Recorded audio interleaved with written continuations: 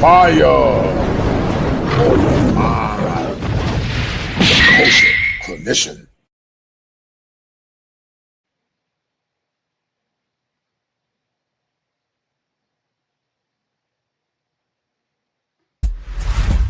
Hit that like button and share this stream if you're not a beta male.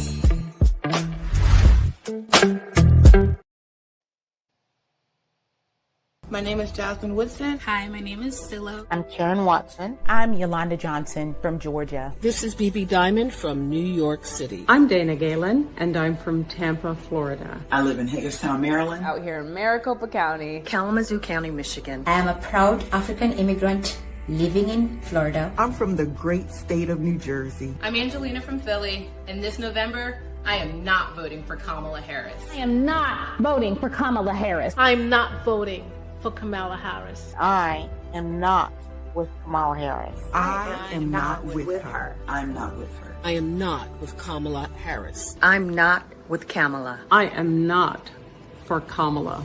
I am for Donald Trump. I am not with Kamala. I am not with her because she is not with me. I support President Trump and the economic policies our country experienced under his leadership as our 45th president. President Trump will support our law enforcement agencies and fund them appropriately. Donald Trump made me proud to be an American. I'm with Donald J. Trump. We need a leader who can make America great again. Trump puts Americans first, and he always will. We need Donald Trump. I and millions of other Black Americans will cast my vote for Donald J. Trump. I will proudly cast my vote for Donald J. Trump as our next president. Let's make America great again. So many black people, men and women, becoming conservative. Are we going back to the past? I have multiple members of my family that have criminal records. They need blue-collar jobs. If you look at the results of the Mass Deportation Acts, black men are getting jobs in trucking. They're getting jobs in home improvement. They're getting jobs in moving and storage. This is a fact that was direct. And I just was talking to her about this outside. They are taking low-cost rental apartments. I'm a real estate agent. I did the math on this. In New York City, I'm in New York City. There are 100,000 homeless people in New York City. There are 600,000 illegal migrants in New York City. There's 20% of the illegal migrants are living in apartments, right? So that's, if you do those quick numbers, that's 120,000 or 120,000 apartments being taken up that could be going to the 100,000 homeless people. And of the homeless people, 60% of them are illegal migrants. So the reality is we need to talk about this and how that sector of the population coming here is affecting especially low-income black and brown people. Also, abortion needs to be mentioned because the reality is as we abort more of our black babies, we become or keep staying a lower minority in this country. There are somewhere around 400,000 black babies aborted every year, not just babies. There's 1 million abortions every year. There's 400,000 black babies aborted every year. Black people only make up 13% of the entire U.S. population. So if we kept 1 million people every 2 years, we would literally stop being a minority in this country in the course of like 10 years. Yeah, so I definitely feel often misunderstood because I am very nuanced. I personally, based upon the Word of God, I am very much against abortion and wouldn't justify having one myself. I have one child, I've had one pregnancy inside marriage. So I'm very much, we are, that from the womb that God knew us. That's what Jeremiah tells us. So I 100% agree there. The issue that I have, though, with the Conservative Party is after that child is here, the programs that are no longer available. So no, this is historically true. And the difference between this current administration. What does pro-black and conservative look like? Watch this until the end. Is that when I speak to people directly, a lot of black people that think that they're Democrats are actually closeted conservative. For myself, to the prompt of how we are perceived or received, I should say, one thing that I've noticed personally, as you like to say, like I talk to people directly, you said this. What I've noticed is that a lot of black people immediately judge me because I say I'm a conservative. They assume that I'm anti-immigrant. They assume that I don't want, I want to be white. All of these crazy things that I'm in the comments of my, you guys know. The comments are just crazy what they assume about me. But once they start speaking to me, as you all saw, like, you'll learn that I am pro-Black. I do want the best for us. But what I've learned also is that when I speak to people directly, a lot of Black people that think that they're Democrats are actually closeted conservatives. And that's going back to my point way at the beginning. We have conservative values overall. We do love, family values, etc. And people are no longer comfortable having conversations. And I have to say that a lot of this is, in my opinion, because of the left being very, not just, cancel culture and almost violent sometimes to people when they say they're, hello, yeah. Yeah. There is a discomfort when it comes to having these conversations. So I'm really happy we've been able to do this. But as far as perception, I think that we would all agree that, people immediately assume things about us that probably just aren't true.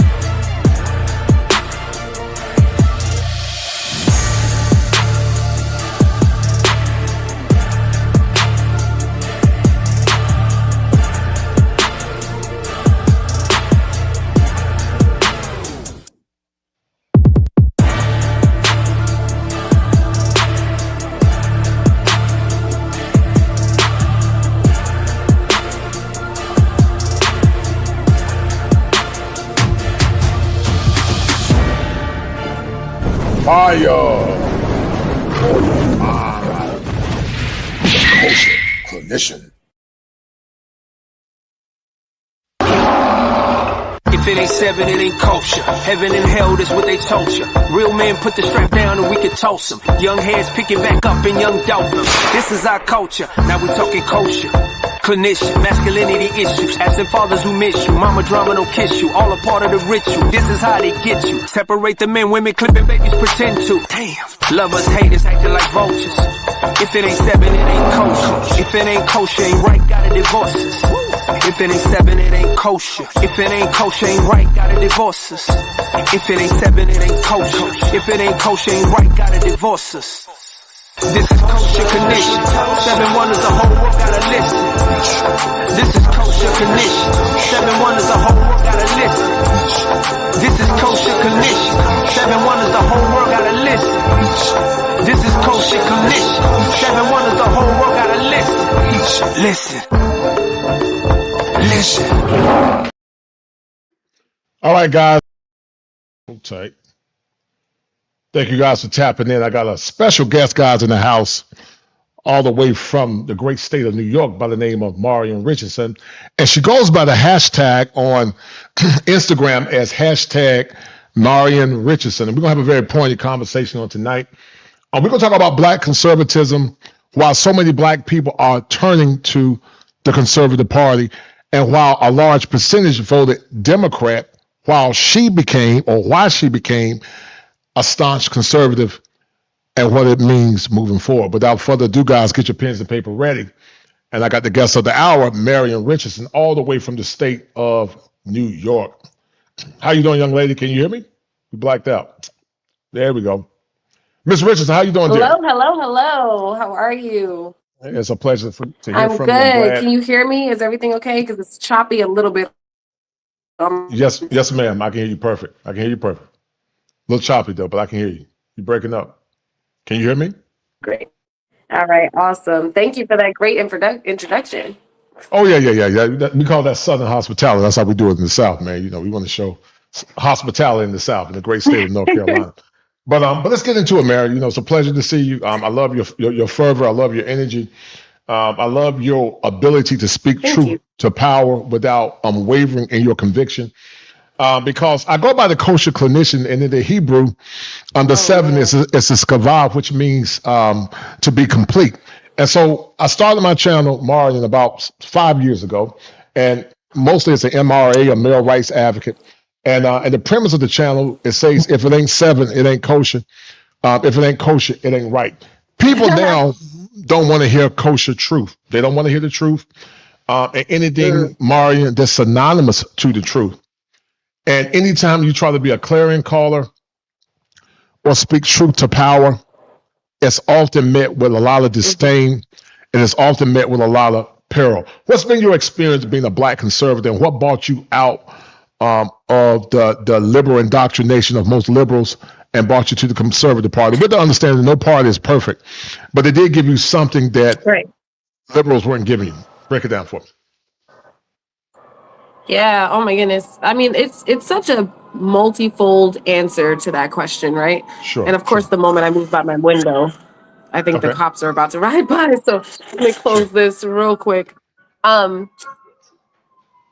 It's a long journey, so I'll just give you like the concepts of what changed my mind, right? So first, there was the reality of becoming a mother, right? So for me, my daughter is so important, and understanding that what I vote for impacts her life, not only in policy, but in promotion, right? So when I'm seeing things like the Democrat Party, you know, Kamala bringing Megan Thee Stallion to twerk at the DNC, or watching someone like Cardi B endorse, you know, that candidate, I'm just like, what is the Democrat Party promoting to young children? On top of it, you know, she's a girl, but she likes sports and things like that. So I'm like, I'm watching these people promote the idea of transgenderism, right? Promote this concept that maybe God made a mistake when he made somebody. And I'm like, that's insane.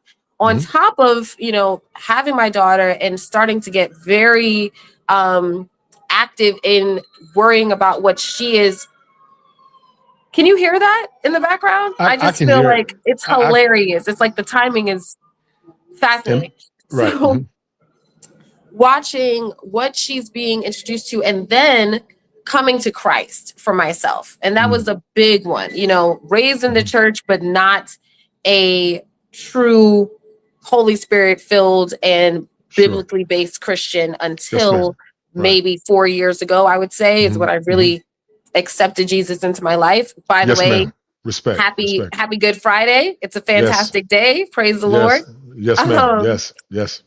But so reading the Word of God, matching or aligning that with the Democrat Party, realizing it does not align at all, right? Like they're complete opposites in ideals and values, in just the overall way that they promote the family structure and et cetera. Just seeing the huge gaps in the Democrat Party when it comes to what God wants for us.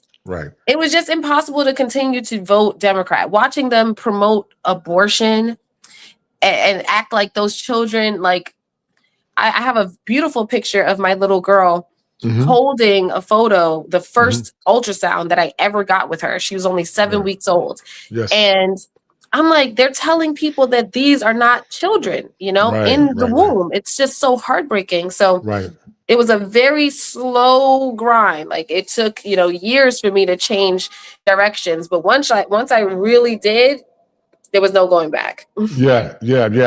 And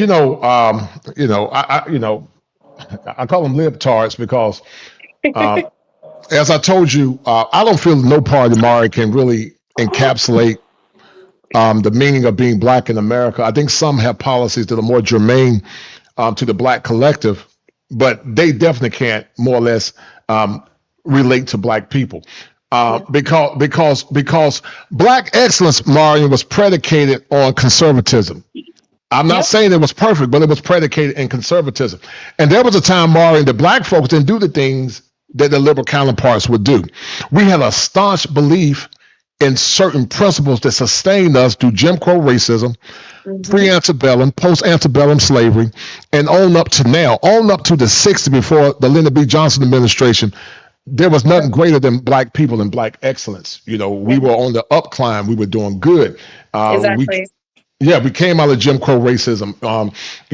I remember a time, Mario, Black women didn't do what white women would do. That's not to denigrate white women, but they just had a level of decorum that was more superior than any other woman.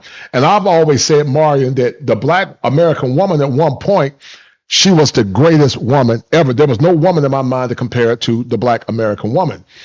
But something nefarious happened. She was brainwashed, she was hoodwinked, and she was convinced by the serpent.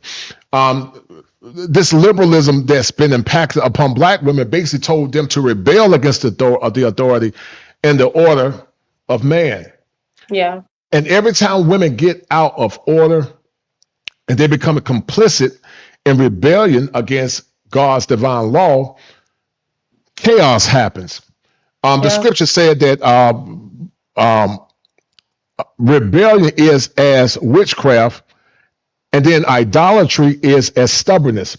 And so you got a generation of women, Marion, that rebel against masculine leadership, and they place their feelings above objective truth.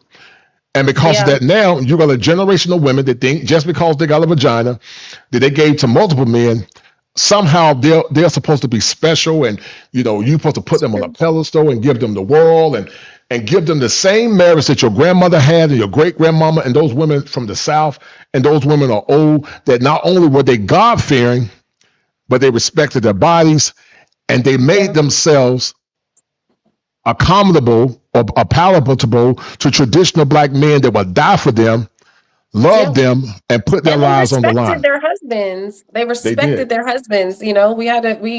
It's such a weird thing to me now. I remember that debate that was happening a few years ago when women were like complaining, like, why do I need to fix a man a plate? If he's grown, he can fix. Like, do you even like him? Wow. Like, do you like this man or not? I don't understand. And I remember this actress, she's a rapper actress. Her name is Light Skin Keisha.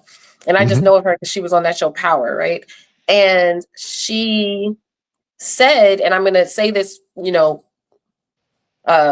I'm going to use like YouTube friendly languge, right? Because I don't want you to get dinged. But she was like, it's crazy that you guys will let a man, do X, Y, and Z to you and lay around in a bed with a man, but fixing him a plate is where you just are like stunned.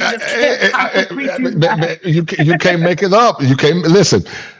Women don't understand, Marion, that when they give a man their body, they are submitting to his phallus. They're submitting. The phallus actually symbolizes the scepter. The scepter is what kings use. You know what a scepter is, right? And so the king always uses a royal scepter. So every time she opens herself up to a man, she's submitting to his scepter, which is his phallus. And she's submitting to him. But somehow she think by showing the man kindness and cooking him a meal, And that was just something we did in Gen X, Mario. You know, I know you millennial, but I'm Gen X strong. You know, Gen X strong is how we get down. When music was music and everything was everything. You know, like y'all had in the Boogie Down Bronx, but it was nothing for Brooklyn, a woman. first of all. Oh, for Brooklyn, I'm sorry. Brooklyn, stand up. I love the BX. Okay, all right. I Brooklyn, love stand the up. Bronx. But I must Okay. make that very clear. Okay, no doubt. Respect. Brooklyn, stand up. All right, no doubt. But it was just normal, Marion, for women to you know, in the 90s. I feel compelled. I'm so sorry. I just want to. It's not a big deal, but because you keep saying my name, I need you to know it's Marion.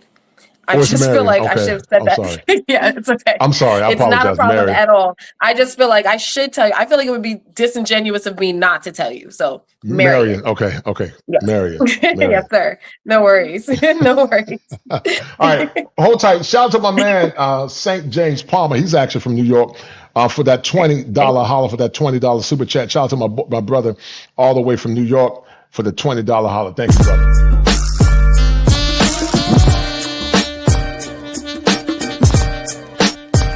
It's the money.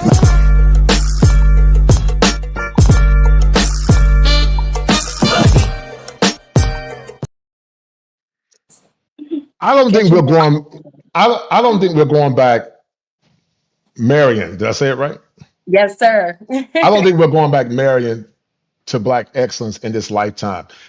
I'm not against wishful thinking. I'm not a nihilist, and I'm not against folks being hopeful. I'm not against that because I got kids just like you got. I mean, my kids are basically grown. I got a 20-year-old, 28-year-old, going on 28, and I got a daughter that's 16. Good girls. But the book said, because you are a woman of faith, unless God builds the house, the laborers build it in vain. The current foundation is built on quicksand. It's not built on those things that are amenable to having what's called traditional families. And because the rebellion is so strong, the cognitive dissonance is so high, I don't see it proliferating in this lifetime. It's not because I'm a nihilist. I'm just a pragmatist because I understand, Marion, that in systems theory, the part is not greater than the whole. But see, something has happened.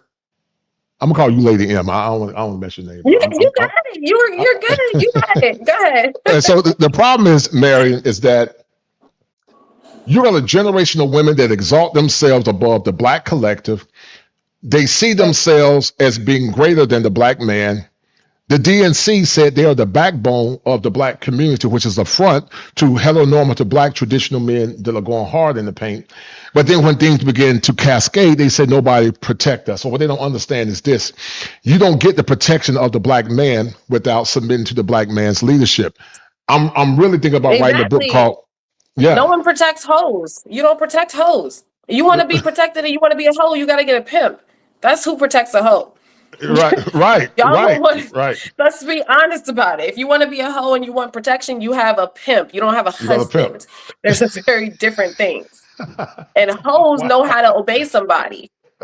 In fact, if we want to really talk about it, hoes obey their pimps because their pimps will beat the brakes off of them if they don't obey. That's true. Right? You're telling the truth.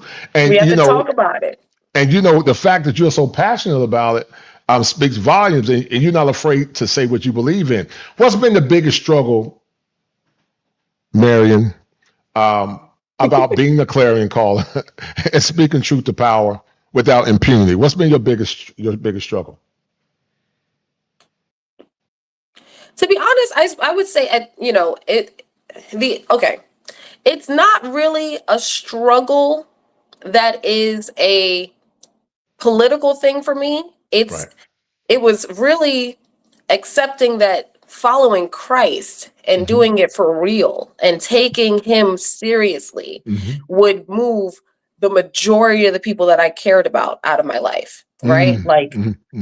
God has risen me up for this. Like when I thought back at it, I said, okay, so this is why I was always a little bit of a little weirdo at school, right? This is why I would say things and not realize that I was coming off offensive to people. People would say, well, why would you say that? It's like, no, I just told the truth. And I didn't realize that the truth is not something people are comfortable with, right? No, they don't want the truth. They don't want the truth. And I had this moment, I'll never forget, I had this moment in high school where, I was like somewhat in with like the cool kids, the jocks and the cheerleaders, etc. Like I was like somewhat cool with them. One day we're like sitting down, we're having this like game thing that we were doing, and this one girl just kept skipping me. Like the game was going around and this girl just kept skipping, and I saw it happening. I let it happen 3 times, and then I just got up and walked away. Right. And I realized like that was truly such a defining moment for me, for my life, because ever since then, I am so okay with walking away. I am so completely fine with being like, you don't get me, you don't like me, that's cool. No problem. I'm going to stand on what I know is true. So honestly, it's been difficult, but it's been more difficult walking with Christ, standing firm on Christian values, and watching people around me who think that they're Christian, who think that they're saved, tell me that I'm too extreme, or I'm not, accommodating and kind enough to an X, Y, and Z person. Like that's been the harder fight, if you will. And I'm sorry, I'm just looking for my portable charger because my phone is going to die on me. Oh, no, you're fine. I'm not careful, but go ahead. Yes, ma'am. Yeah, and so but to be honest, to answer your question, it's not that hard because I don't care what these people think. Right, and I think you got to get to a point because what you're saying is true, Marion. The fear of man brings a snare, and you don't really know who your friends are because they're gonna rock with you regardless. Listen, I don't knock nobody for what they believe in. You believe what you want to believe in, but don't knock me for having a different worldview. I can have a conversation with people, and their worldview might be a little different than mine. Just like men's spaces. Men's spaces, we're not a monolith. We're men from different backgrounds, different worldviews, and different sectors, and different millennials. But at the same time, we can have a culture conversation where we look at commonalities and the things we don't agree with. We just go our separate ways, and we can still have civility and brotherhood. But we live in a world now, if you don't go along to get along, folks will truncate you and put you in corners. And one of the things I've understood fundamentally is this. I know you're a woman of faith. And in God's kingdom, God don't look at things based on color. He don't look at things based on race. He look at things based in righteousness. The master teacher said, "Who is my brother?" And then he said, "He that does the will of the Father, that's who my brother is." And so I don't get caught. I don't get caught up, Mary, in skin hue and racialized idolatry, because I think the thing that's destroying Black excellence is racialized idolatry, where they tend to put skin color over God's objective truth. We understand that everybody's not of faith, but that's not the point. But there's this tribalism among Black folks or Black people from West African descent.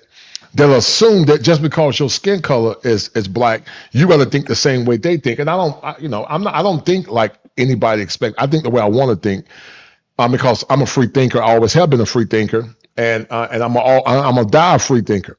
You're not going to tell me what I'm going to think. I can have a conversation, but I'm going to think how I want to think, because I know what's right and I know what's wrong. And I understand now, after the last 8 years, the DNC has caused a lot of disruption in Black excellence. Some could argue that you got what's called rhino Republicans too, but I will argue that the policies of the Conservative Party are not as deleterious as the policies of libtards. That's maybe I shouldn't say that, but let me stop. But that's what I would say. How would you respond to that? Go ahead. Yeah, I completely agree. Personally, I think that I'm more intense. Like I'm full blown MAGA. I firmly believe that the Republican Party, the Democrat Party, or the Conservative Party is the right party for Black people. I think that conservative ideology and policy overall are more beneficial to Black people than most things that the Democrats have ever pushed. Let's be honest about it, because we don't need a bunch of government handouts. We don't. We need space to build ourselves back up again. We need beneficial tax reform so that we're not giving all of our money back to the government, so that we can actually take care of the next generation. Look at what Mandami is proposing here in New York. One of my videos, in fact, 50 Cent reposted my video for a second, because I was explaining to people, I'm like, you guys went and voted for a socialist Right. And he wants to raise your property taxes to 9.5%. And he wants to change the death tax so that instead of $7 million being the threshold to whether or not you pay this tax, he wants to lower it down to $750,000. I'm like, y'all think this is, you don't understand that that is Black and brown homeowners?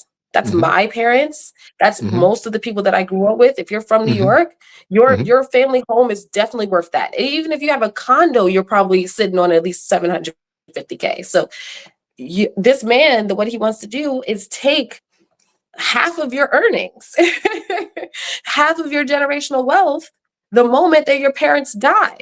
And I'm like, these are the socialist, democratic ideals or the policies that are pushed that sound lovely when they're up there smiling on their, little podiums, but they don't work.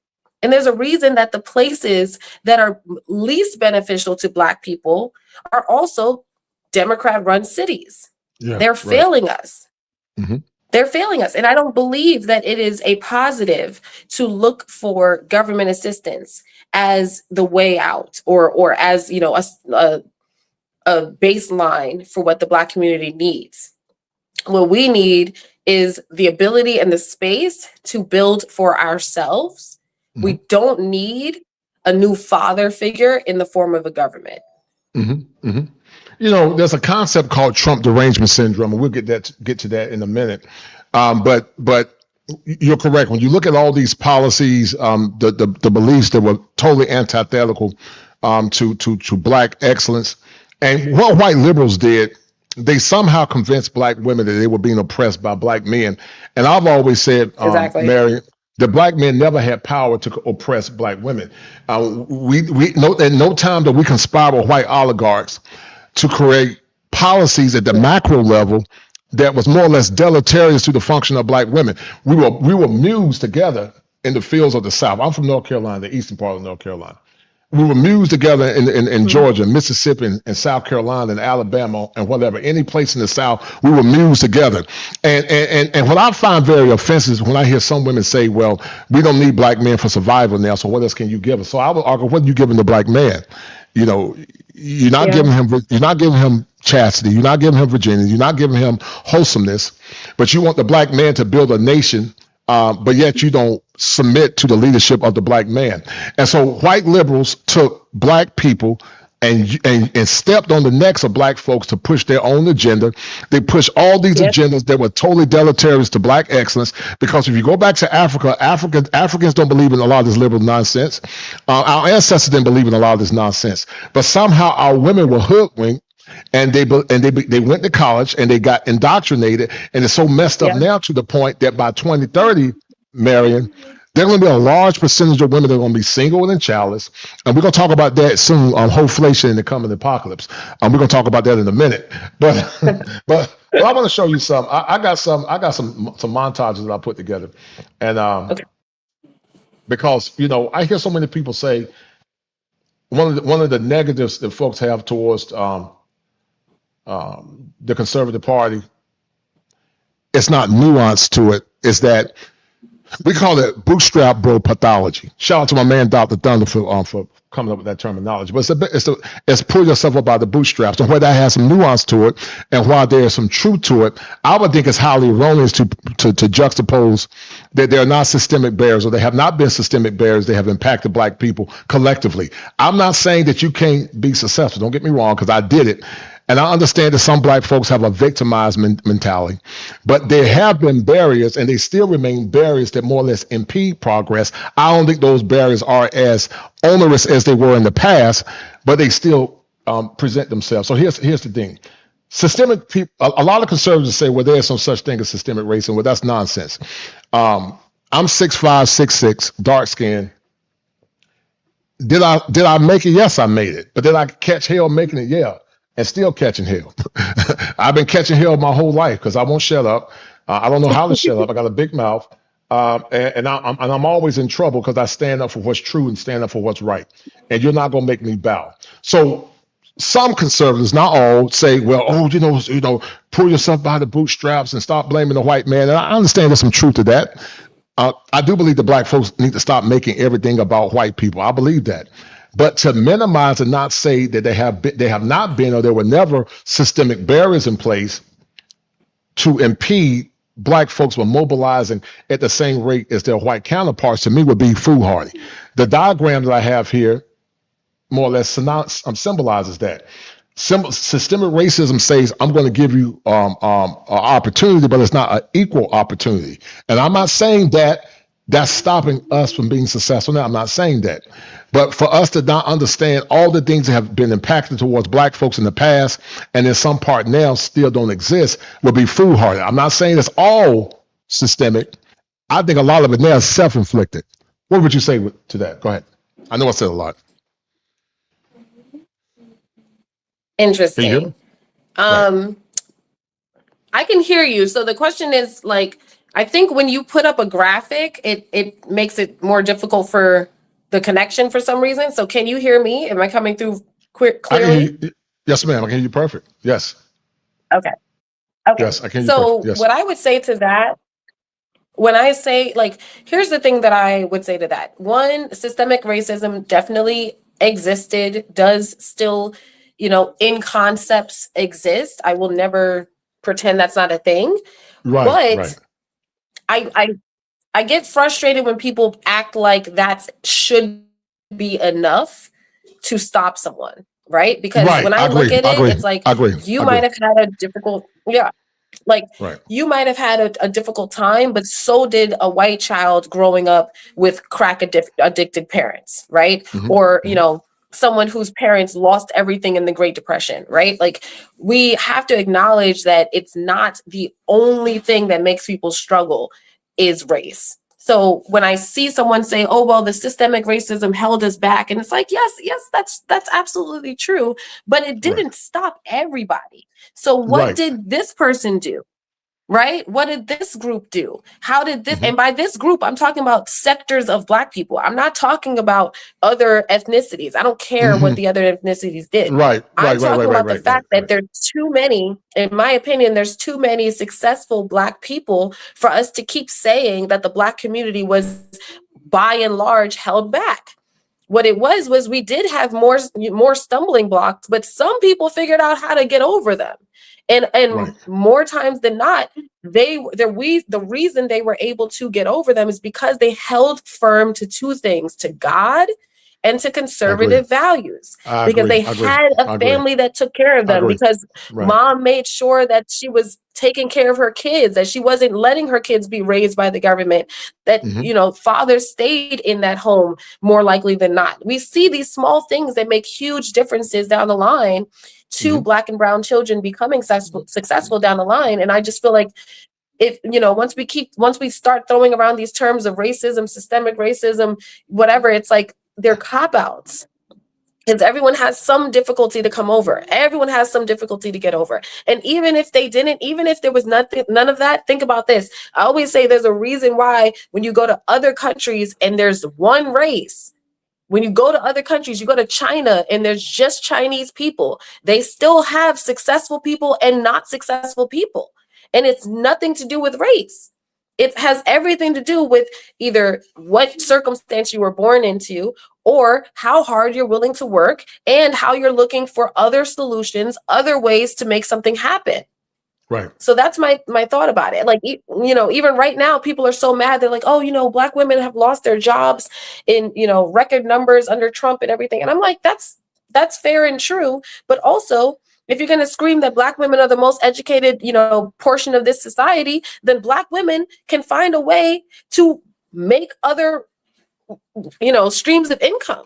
We're smart enough to do other things. We don't have to be beholden to whatever we got our degree in, etc. And we're smart enough to come up with our own companies. You can't fire. We wouldn't have had so many Black women losing jobs if Black women had started their own companies and hired each other. Shout out to my man Top Gun for that 5. He said, walking away, no reason to seek inclusion from a group of people that don't align with you, regardless of what you may think you have in common. I agree with that 100%. Because all skin folk ain't kin folk. So yeah, so I do agree with that. I don't. My point is, I feel like, and even though I have conservative values, it irritates me when people minimize the. Okay, let me be real clear what I'm saying. It irritates me when people sometimes minimize that systemic racism does exist. But I'm not one to say systemic racism is going to stop you from being successful. It might take you longer than your counterpart, and I don't think that's right, but it can be done because we did it in the past, and I think we should be able to do it now. But I think we're so discombobulated. I think it's greatly impeding us from getting the outcomes that we want from the most part. Let me show you. Hold tight. Let me play this. Hold tight. And so the whole premise, Marion, of systemic racism is that the opportunity presents itself for people of African descent. We overcame in spite of, but it brought forth a lot of stress, a lot of heartache, a lot of pain, and a lot of discontentment. And so I'm not one to say blame everything on the system, blame everything on the white man. I'm not one for that, because I'm a living testament that hard work and determination did get me to where I'm at. Only thing I'm saying is that it burns me up when people just act like it don't exist, it never existed, and it didn't have any role in to the issues that we have in our community now and how we see ourselves. That's my only issue with it. My man, the International Quiet Storm, said, Black men have no idea how much power they have by merely walking away and protecting their meat, money, energy, attention, and time. And so there's a large burgeoning movement.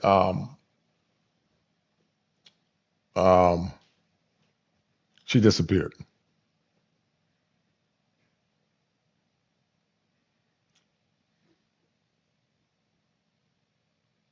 Hello, are you there?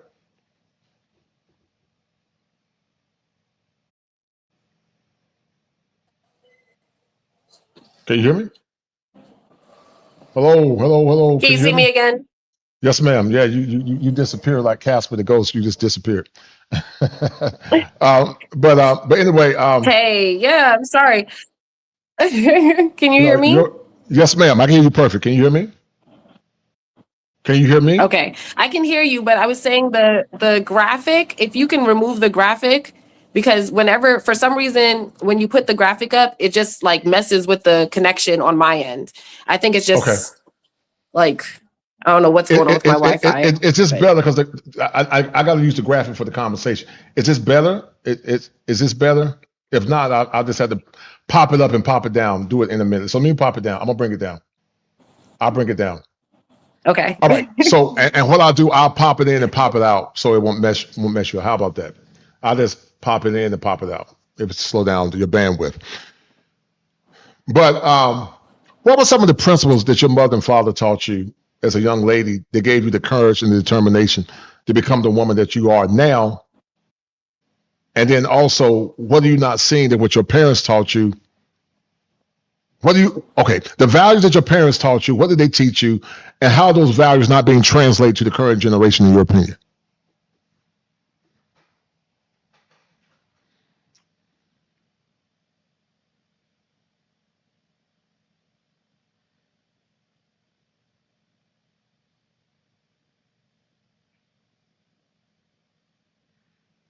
All right, she got a bad connection, guys.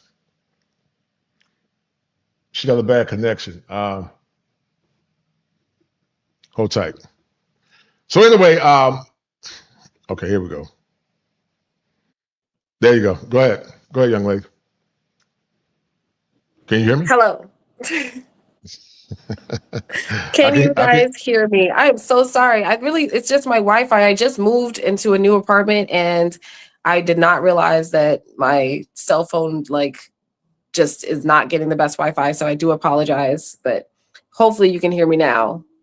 Yeah, I can hear you. You know, you just fade in and out sometime. But anyway, did you hear what I said? I know you were fading out, but did you hear what I said? No, say it one more time. Man, come on, I'm old. My brain can't remember all that stuff I said. Let me stop. So based on what I was saying, what are the values that your parents have taught you?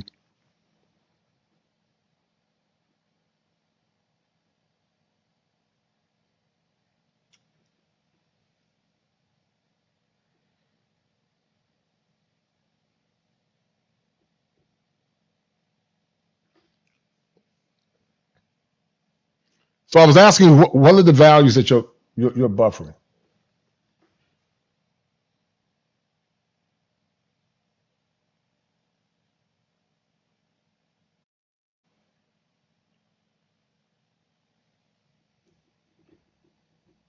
Lord. Yeah, you're in the alternate universe. I am so Spider-Man. sorry. This is terrible. Yeah, Spider-Man in the alternate universe. We got 3 versions to be.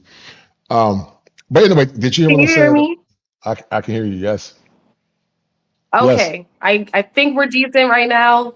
Go forward with what you were asking. I apologize. Like, I literally just moved in like 2 days ago and I never tried to stream from this apartment. So I apologize for that. No problem. No, it is what it is. No problem. So I was saying that what do you feel, what does your parents teach you that's not being conveyed to the current generation that we live in now, in your opinion? Oh my gosh. Well, I mean, that's a tough one. I gotta be honest with you. Like, I love my parents, but they're actually Democrats. Oh wow. And so I don't necessarily think, I don't necessarily think that a lot of what I was taught is something that I would hold on to right now. Right. Like, I'm trying to think, because my dad is fantastic. He's taught me some very wonderful things, but I have completely shifted from what, I kind of grew up believing. And I teach my daughter things that I think were probably more my grandparents' generation, Right. But I will say this, what I've seen, what I have immense respect for my father for is his gut belief that he is to be a good father and a provider. Mm-hmm. He firmly my entire life, and I mean, like, my mother passed away when I was 12. So I actually sorry to hear that. moved in with my dad. Thank you. Mm-hmm. My sister and I moved in with my dad like full time. And even though, my stepmother was in my life for a very long time, but even though she was around, my dad was the one that woke up every morning and made us breakfast for, before school. My dad was the one at the PTA, not PTA, but the parent teacher meetings. My dad was the one making sure that the homework and everything was done. He just was always so very clear about the fact that being a father is extremely important. And, I thank God for him, because through him being the man that he is, not only do I know, the person that I want to raise my children. And I will say that my daughter, me and her dad are not together, but I'm very grateful to God that he is the person that I have a child with, because he loves this little girl, and he is a fantastic father to her. And there's something about having a father that helps you.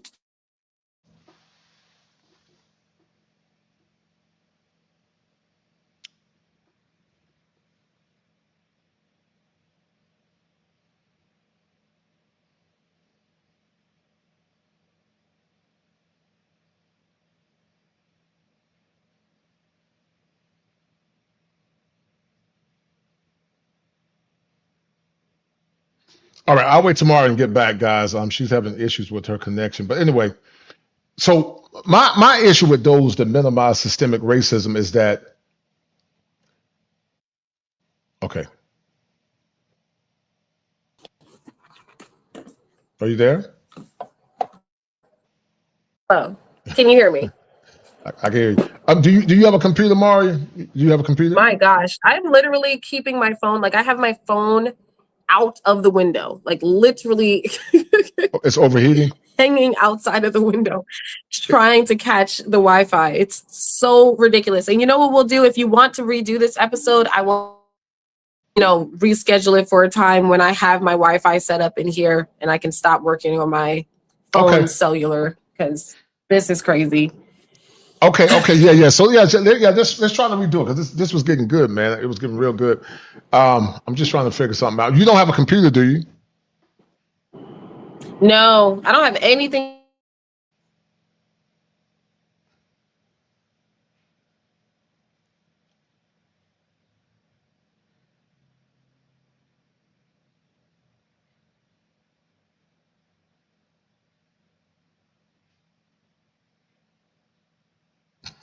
All right, guys. So I'm going to talk about, even though I tend to have conservative values, one of the things that really irritates me. Okay, hold tight.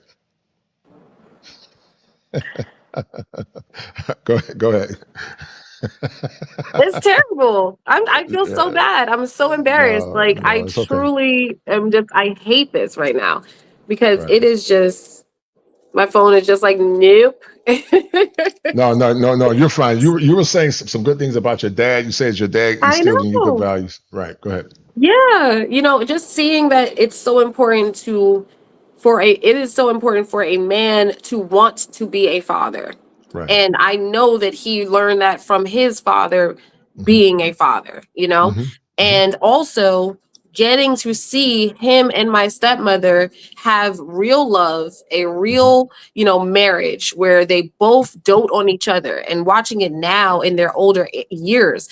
I'm like, y'all that think that you want to be single, you think that you especially the men, let's be clear, because I do a lot of these debates or these conversations and we rag on the women, but please understand, Black women would do a lot better if Black men did a lot better. Okay. Okay. And educate me. What do you mean by that? Educate me. What do you mean by that? I mean, look at everything. When you talk to Black men, a lot of them choose to leave their kids. They're leaving these kids. It's no longer just, they're getting pushed out or the relationship is difficult, whatever. They are choosing to give up on their children. A lot of them are just straight up making kids that they don't have. Look at Nick Cannon. Nick Cannon made like 10 different kids all at once with the understanding that he was creating a bunch of single mother households, right? We see these men that are, lifted up in our society, and they have created perpetual single mother households. So we can't blame just the women. The women are not sleeping with themselves to make these kids. And I always say, as much as I will hold women accountable, I'm going to hold the men accountable, because I am never going to look at the parent that stayed and say you are the problem, right? A lot of these women are doing the very best. They're doing the very best that they can, or at least they're doing the very best that they've ever been taught to do. So when we look at the totality of what's going on, even when we look at things that are impacting the Black community, like drug use, it's like Black men are the ones selling the drugs. Let's be honest about that, right? They're the ones flooding our society, our community with these drugs that's damaging people. They're the ones that are, not in church. They're not in church. If we talk about the truth, Black men are not in church. That's why you got 7 Black women for every 1 Black man in church. So we need Black men will let their friend cheat on their wife. There's no accountability between Black men, in my opinion. Not I won't say none, but we need Black men, especially Black men like yourself and other Black men who are solid Black men, solid leaders, solid husbands, solid fathers. We need them to be teaching everybody. It's not even the next generation at this point. It's, we have old Black men who think that it's cute to be out here with no wife in their 50s and 60s. It's like, no. The damage is twofold. Yeah. So I respect you and I love your energy. But I'm gonna give you a little bit of pushback, because there's a lot of truth to what you said. There's a lot of truth to what you're saying, and you're correct. There is a conglomerate of Black men that are not taking care of their kids. But here's the problem with that analysis. A lot of times, Marty, there's a concept in the clinical that we call overgeneralization, where we take a percentage of Black men and encapsulate them as being part of the whole. Are there derelict Black men that don't take care of their kids? Yes. Are Black men not in church like they should? Yes. I agree with you 100%. But the problem with that assessment many times, from what I've seen, is that we tend to talk about desirable Black men that Black women wanted, and invisible Black men that are average Black men, they had nothing to do with it. I would argue that 20% of Black men meet that criteria that you're talking about. But there's another percentage of Black men that are invisible because those women didn't want those Black men. Almost like the song back then, he didn't want me, now I'm hot, they're all on me. There are a lot of good brothers that I know that are invisible to the world. The current church does not speak to the heart of Black men. I'm really thinking about writing a book called Black Love Without Consent, because we never have asked Black men what they want in relationships. So there is some truth to what you're saying. I don't disagree with that. I hold men accountable on my channel all the time. But a lot of times when we make those broad overgeneralizations, we're not looking at a percentage of black men that are really as hardworking brothers. They keep their head down, and they are invisible to a percentage of black women. Women by nature are very high say purpose. the same to you though. I would give you that exact same retort when it comes to black women, right? Okay. Like I would say the same exact thing. There is a small portion of black women that are making all black women look terrible. Right. And then there's some black women who are extremely high achieving, right? So we're looking at the Kamalas, we're looking at, people of that realm, and they skew this image in one way as well, because they're the I'm so confident, I don't need a man type of woman, or I'm the boss babe, whatever. And then somewhere in the middle there's a whole bunch of solid black women, and let's be here, like they're at the church, right? Like they're at the church. I walk into my church every Sunday and I see a bunch of really amazing single black women, and they're beautiful, but they're not trying to put out on the first night. Or they're not, they're not trying to be outside, wearing nothing. They're not wearing the skimpy clothing. So we have to be realistic.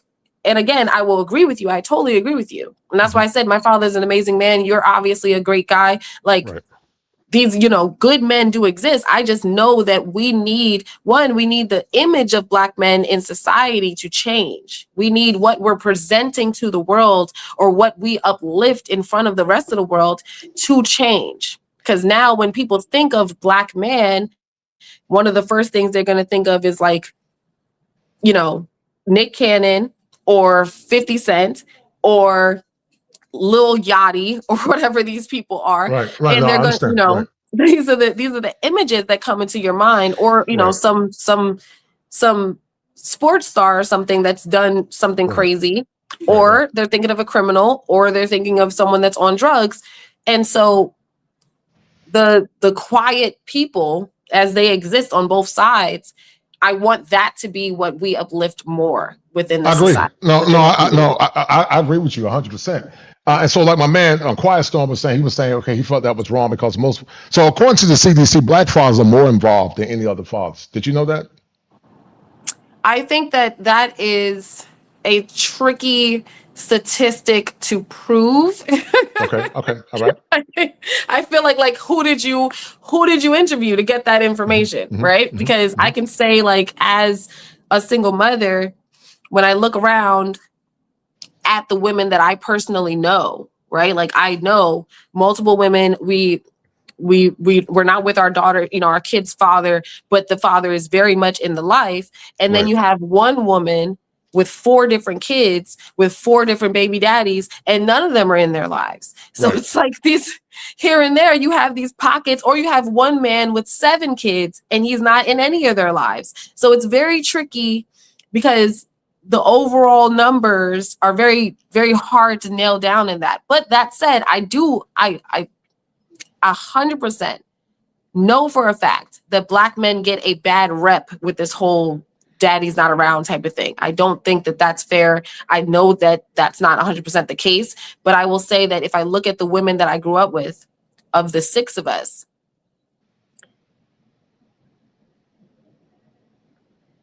we had 3 of us that lived with our fathers in the home. And 2 of us are siblings, me and my sister, right? So 2 fathers that were in the home, and then 3 fathers that were not in the home, that were in their lives, but not in the home, and weren't, an active everyday portion of raising the child. So, and that was 30 years ago, right? Because I'm 36. So looking at it today, I'm glad to see that tide is changing. I'm very, very happy to see that. I love seeing that black men are promoting fatherhood, promoting marriage. I love that. I want more of that. But I also think that is because we are starting to come back to conservative and traditional values. And that's a beautiful thing. Yeah. And listen, you're gonna laugh at this, Marion. I want to make sure I say your name right. But you did it. It's okay. So I give men smoke all the time. We talk about Day and Man and Raekwon and them, not them, but in them. I consider those dusty Negroes. They don't represent the men that I know. And so I understand that my anecdotal experience does not always encapsulate the masses, just like your anecdotal experience does not always encapsulate the masses. So we're not careful. Sometimes we'll let our own purview supersede what's actually really going on. So let me tell you what I'm saying. Am I against marriage? No. But do I think men should get married to the typical average modern woman now? With reservations, I would say yes. You seem like you're a good woman, but there are not a lot of Marians. Many don't bring anything to the table. How many black men are there? Like, not to cut you off, I do apologize, but like, let me be clear on this. There are more Marians than there are. I feel like we have to be realistic. Okay. When we're talking about what's happening in our society, in our Black community, right? Like, so as you said, you're not sure if we're ever going to get back to Black excellence. Personally, I actually agree. And it's because I don't think that the Black community as a whole is going to last very much longer. Yes, I think that we are breeding out. The amount of Black people that I personally know that are married to white people is staggering. You understand? If we look at the realities, a lot of Black people, Black men and women, they want marriage, they want children, they want traditional values, but they're seeking it with other races because it's very hard to find your counterpart within the Black community at this point. And I will tell you, as someone that you think that I'm amazing or I'm awesome, and I do think that I'm awesome, but I will say I have plenty of people in my DMs that would be interested in dating me, but I have learned that when you start to date someone and you try to get to know them and you realize, you know what? There's still fundamental things that you want to match up. You want to match up with someone correctly. And I'm finding that it's very difficult to find that within the Black community. I got to be honest. Like if as a Black woman, I have a degree, I have a business, right? I'm not saying that those things are held higher, but when I try to date someone who is a mailman or something, that disconnect does show up. Right. And I'm not discrediting them, but I'm just saying it's like even in conversations, having a conversation, how was your day? What did you do today? If he's delivering Amazon packages all day, but I had 6 client meetings, the conversation is tricky.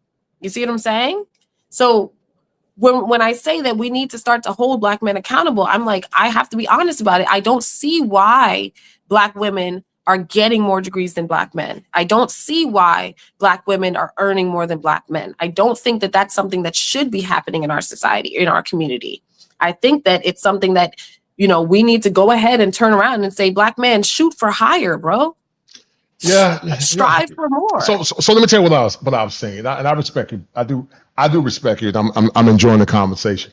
And I know you're genuine, but here's a fundamental issue. A lot of women sell men social market value. I heard a woman, Marion, tell me, women, they got their degrees, and but men don't care about degrees. We don't care about doctors. We don't care about social status. It means nothing to us overall. It don't mean anything to me. And most of the men I talk to, it doesn't mean anything. What men are looking for is women that are truly feminine, a woman that can speak life into him, a woman that strives to have virtues of a Proverbs 31 woman. Something you were saying earlier, which I do agree with you, women are not ran through. Large percentage of them ran through, multiple kids by multiple men, and they use their degrees as a placard to more or less think that they're special. Guys don't care about that. And so I get it. You're an intellectual. I get it. You're a smart woman. You love intellectual conversation. I respect that. But then I will ask the question, what can that woman pour into that man to help the conversation be more stimulating? Because the thing that kept Black people together years ago, especially in the South, Granddaddy wasn't always the most articulate, but he was a hardworking, reliable man. And what you said a minute ago actually proves my point in part. There are a lot of competent, good men that work for UPS or mailmen, and they're hardworking, blue-collar men. Those men are invisible. Because some, not all, say, they don't have good conversation. But then when the man say, okay, what are you giving me? Then all of a sudden he's a misogynist. So I think it goes both ways. I think there are a lot of good, decent men that are out there and they want to get with decent women. But I think women by nature are highly hypergamous. They look past those men because women by nature want the best of men. So here's what I will retort to that, because I agree with you 100%. I agree with you, right? Right. However, let me close this blind. You can keep talking. I'm closing this blind. Go ahead. What I have realized is that is all easier said than done, right? And the reality of it is that person, the UPS guy, there's a receptionist that might be perfect for him. There's a kindergarten teacher that might be perfect for him, right? Those men tend to keep shooting for higher and higher up. And then when you try to have these conversations, these honest, let's be clear, the man is supposed to be the leader of the household, the leader. So you can't lead someone if you're not at least attempting to be, in a leadership position, right? So again, it doesn't necessarily mean that you have a higher functioning job. It means, like, are you reading? Right? Like, do you spend time working on yourself? Do you spend time, feeding, learning, gaining wisdom? What are you doing in your life? Are you just working for UPS and then coming home and going back and doing it again the next day? And that's okay. If that's your life, that's okay. There's no judgment in that. That is okay. But what I have found is that, and I am a special case because I am intelligent. I am, high achieving, but I also do firmly believe in conservative and traditional values. I know how to cook. I prefer to clean. Like I respect men highly. I deeply respect them. I hate when I see women disrespect their man, especially out in public. I firmly believe that you don't argue with your man. You don't tell him what you're going to do and etc. You let that man lead. But is he capable of leading? Is he submitted to Christ, first of all? Because if you're submitted to Christ, then Christ says, work on yourself. Christ says, seek wisdom. Those who ask for wisdom, it shall be given unto them. Do you go to UPS and then come home and spend your time on a game? Right? Are you sitting here on, come on. I got the smile out of you because I'm right. You're sitting there, they're on this game. Yo, half of these men are smoking weed every day. Let's be clear. Right. So this is listen. My point is what I find, and if I'll just finish with this. I completely agree with you because what happens is this: it's a two-way street, right? We have the men who look at the single mom of two and they don't want anything to do with her because they just decide that she's beneath them. And then we have the woman who might be a single mom of two looking at the UPS worker saying, like, no, that's beneath me. When in reality, those two are aligned. Those two should be figuring how do I make this work with this person? It's when people keep shooting outside of their level, if you will. And I'm being honest with you, like, shooting outside. If I went through my DMs right now and I showed you the caliber of man. I believe you. No, I say that with respect. I love my fans. I really, really do. But it's also like, what can I realistically receive from someone if I am not careful to the point where I don't want to be your entire life? I don't want to be the best thing that is going on in your life. Right? Like, we have to be realistic about that. We're supposed to complement each other, not one of us completely hold the other up. And if it's going to be like that, then it's supposed to be the man because he is the leader and provider. So he is, if it's gonna be one of us is just propping up the other, or not propping up, but one of us is a help meet, that's supposed to be me. But I can't be a help meet to someone that doesn't have at least similar, if not higher goals than I do. And that's okay. This is the reality of the difficulties of dating as a high achieving person. So I've accepted it. Right. So let me go back. Let me go back and analyze that because I'm very analytical like you. And sure, I love the conversation. I love the conversation. I love the conversation because you and I having this kosher conversation is good. I'm not pretentious. I don't mind you giving me pushback, but I'm going to give you pushback as well. That's part of being genuine. I will argue to the different Marion, that the man that's a UPS worker with no kids getting with the woman that got 2 kids, I think that's beneath him. And I'm going to tell you why. What men got years ago, my dad worked in a paper mill. My dad is 82 years old. I lost my mom last year. My mom had a heart attack. It destroyed me. But guess what my dad? Yeah, thank you, ma'am. But guess what my dad got back then, Marion? My dad got a virgin, wife ready, no kids. That's what my dad got. You got chicks now. I would argue that black men have very low standards because that same black man with a job at UPS, when I travel abroad, he can get an 8. That's going to love him, respect him, honor him, and the dirty word that modern women don't like, obey him.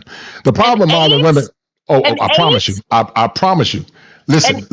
Do you know what an 8 is? Give me the celebrity equivalent. Give me the celebrity equivalent. I'm about listen.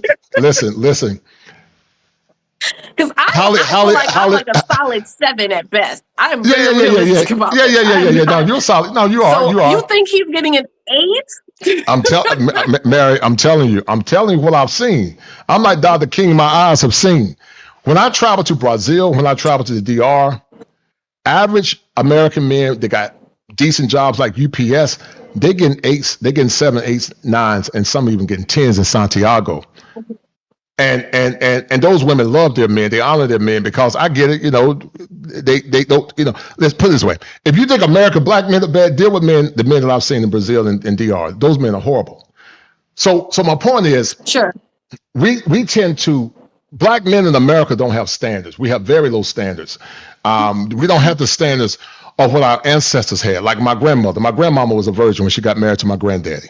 Had all his kids, even though he was married before he got with her, and then he, got married again. My granddaddy was okay. I'm gonna leave that alone. But anyway, my grandmother was a beautiful woman. No, I'm just being. My grandma. Listen. My grandma was a beautiful woman. But now you got a generation of women. And we got a generation of men that are raised by women with the standards are very low. And the problem I have with modern women marrying is this. They want to tell men what the standard is without becoming the standard. There are women in Nigeria that are billionaires, but guess what? They still submit to their husband's leadership. What they say is that even though I might make $1 billion, my $1 billion does not supersede my responsibility to follow your masculine leadership. Now, I get it. Women by nature are hypergamous. A woman wants the best of men to progenate her offspring and to lead her. I get it. It's in a woman's nature. I get it. I understand it. But conversely, men are somewhat hypergamous too when it comes down to beauty. Men look at beauty, youthfulness, chastity, hip ratio, stomach ratio. We look at all that stuff. Is she kind and feminine? Can she follow my leadership? Does she have emotional regulation? Because one of the things I hear women saying is that men are not emotionally intelligent. I say that's a lie. I would argue men are more emotionally intelligent, the brothers that I know, because they always live their lives around trying to assuage the feelings of that woman. Love songs back in the 90s, men, we used to make love songs like Troop and Guy. We make songs to more or less serenade our women. But you said something that I heard in one of your shows, and it was true. And I agree with you 100%. She gave her power away.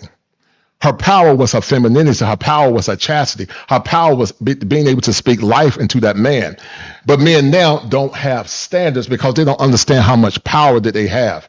When men travel abroad, it's a different ball game. Our average brother abroad is treated like a king. I'm not saying foreign women are perfect. Let me finish. Love and respect. I'm saying this. With real love and respect. But let me finish first. I want to finish. Now I'll let you go. Go ahead. My apologies. So I'm not saying that women abroad are perfect. They're not. But those women tend to respect their men more, and they understand they need their men for survival. And I think a time is coming, Mary, when women are, as you were talking about, are going to begin to need their men for survival. I jokingly call it the hopocalypse. And they're going to need good men. But the question is, will they be there? Let me read this cash out real quick, Super Chat, and I'll let you cook.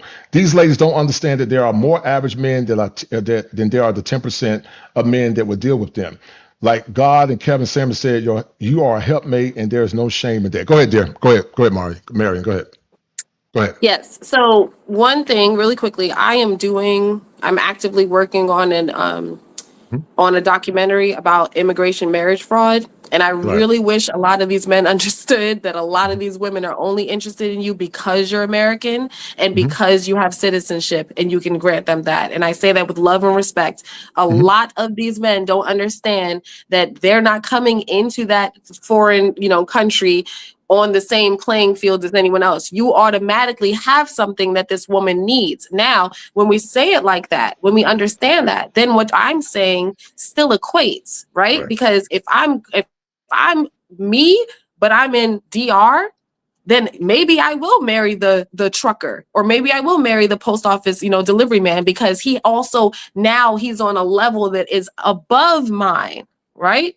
So he is now by nature, by default, going to be considered a more valuable person. And I don't like to get into this high value man thing. I don't care about all of that. Right. Respect. Yeah, I think that what's important to me, and maybe this is just me being an intellectual and someone that enjoys intellectual conversation, but I have, found that there's people that think like, oh, well, I can give you, I want to be with her, I can do all of this. And then it's like, okay, well, what does that look like? What does that actually look like? And it's like, well, I have I can maybe do a small house in this small town, and, I'm working this and this. It's like, that's very fair and valid, and that's okay. But if that is not something that would be of interest to me, it is okay for me to say that my life is going to be something different than that, right? Like, it's no shade to that person. What happens is a lot of the same way that women are delusional, and I'm not disagreeing that women are delusional. Women are delusional. I will say that over and over. Women are delusional, but so are some men. They really think, they go to DR and they get themselves an 8 and a 9, and you think that you pulled her because you're just so amazing. No, you pulled her because you can offer her something. Right. And we're not acknowledging that fact. But in America, you have mid-level finances at best. To quote Kevin Samuels, you are a, what did he say? You're a 5 at best, right? You're average at best. That's what Kevin Samuels said to one woman.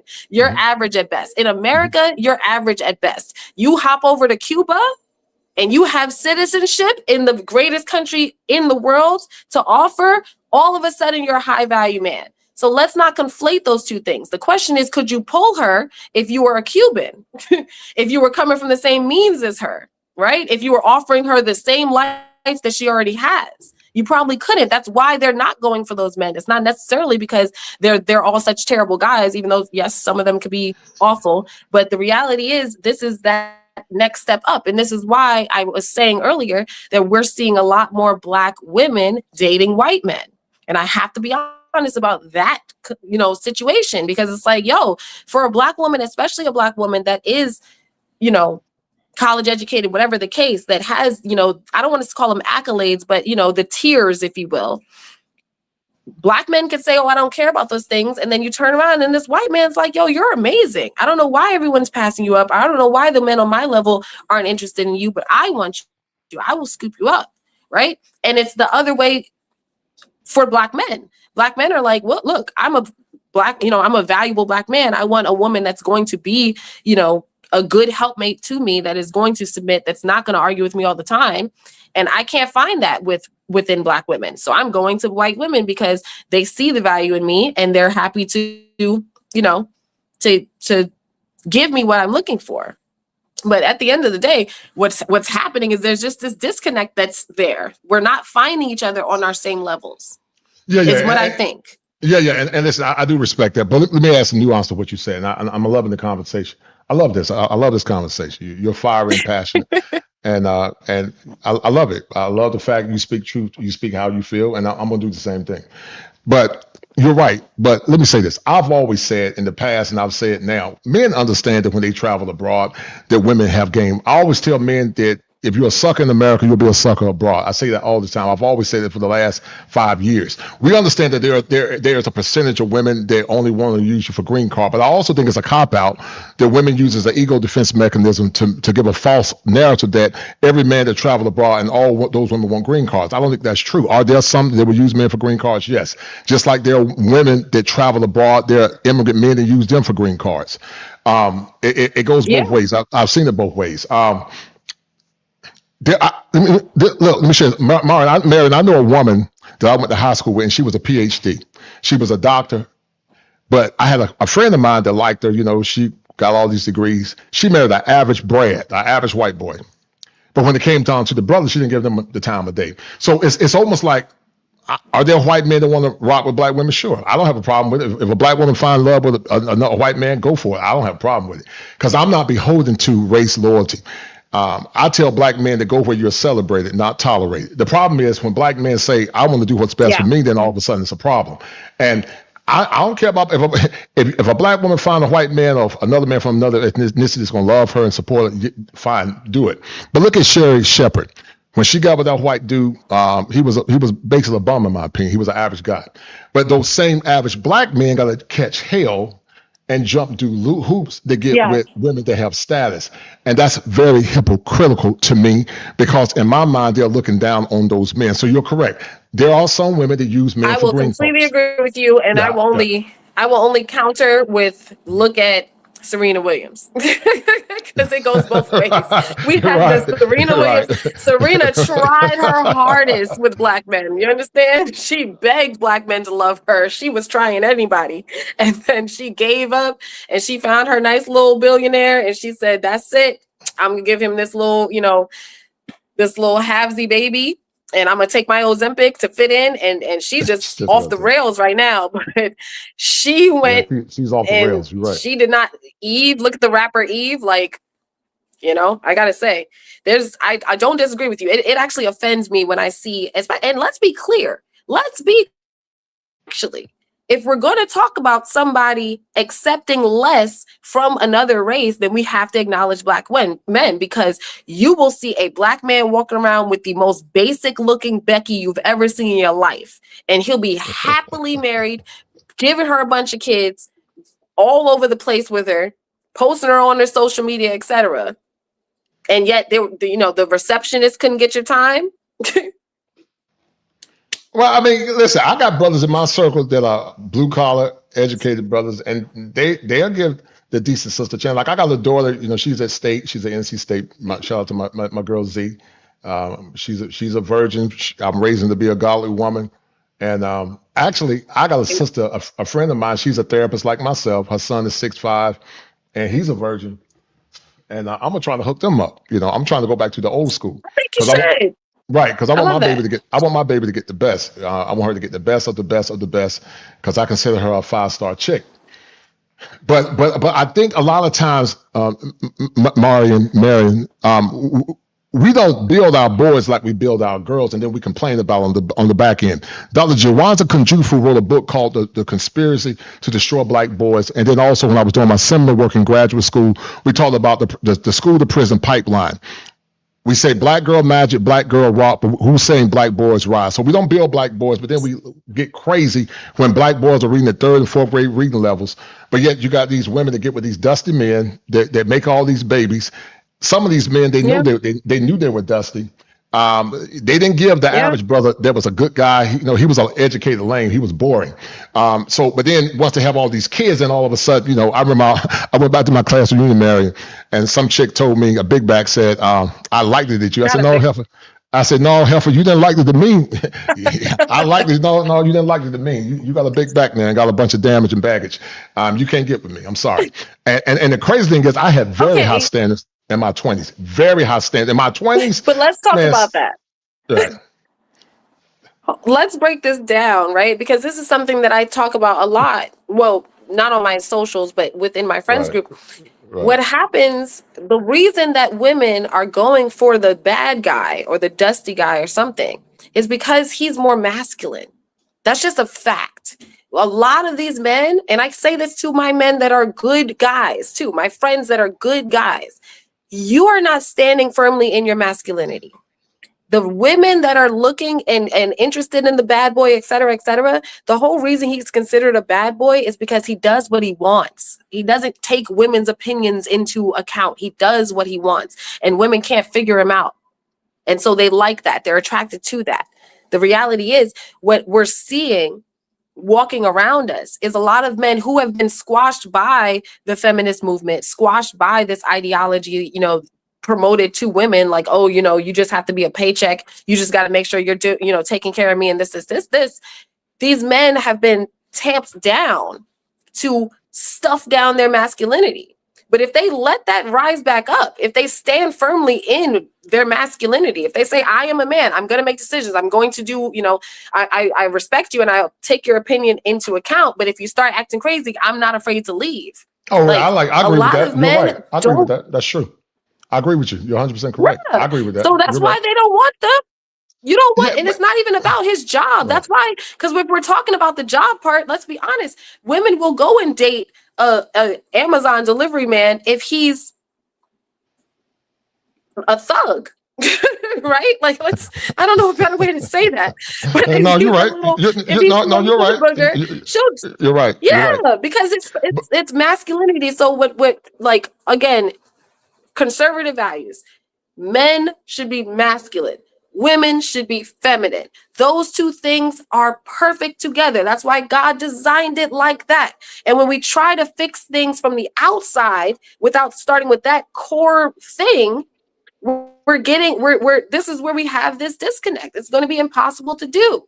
Women are standing firmly in a masculine thing. That's why I'm like, look, I'm not saying that my future husband won't be an Amazon delivery man, but he would have to be an exceptional Amazon delivery man, because I think that a person that is going to be my type of person, like there's a masculinity that has to be there.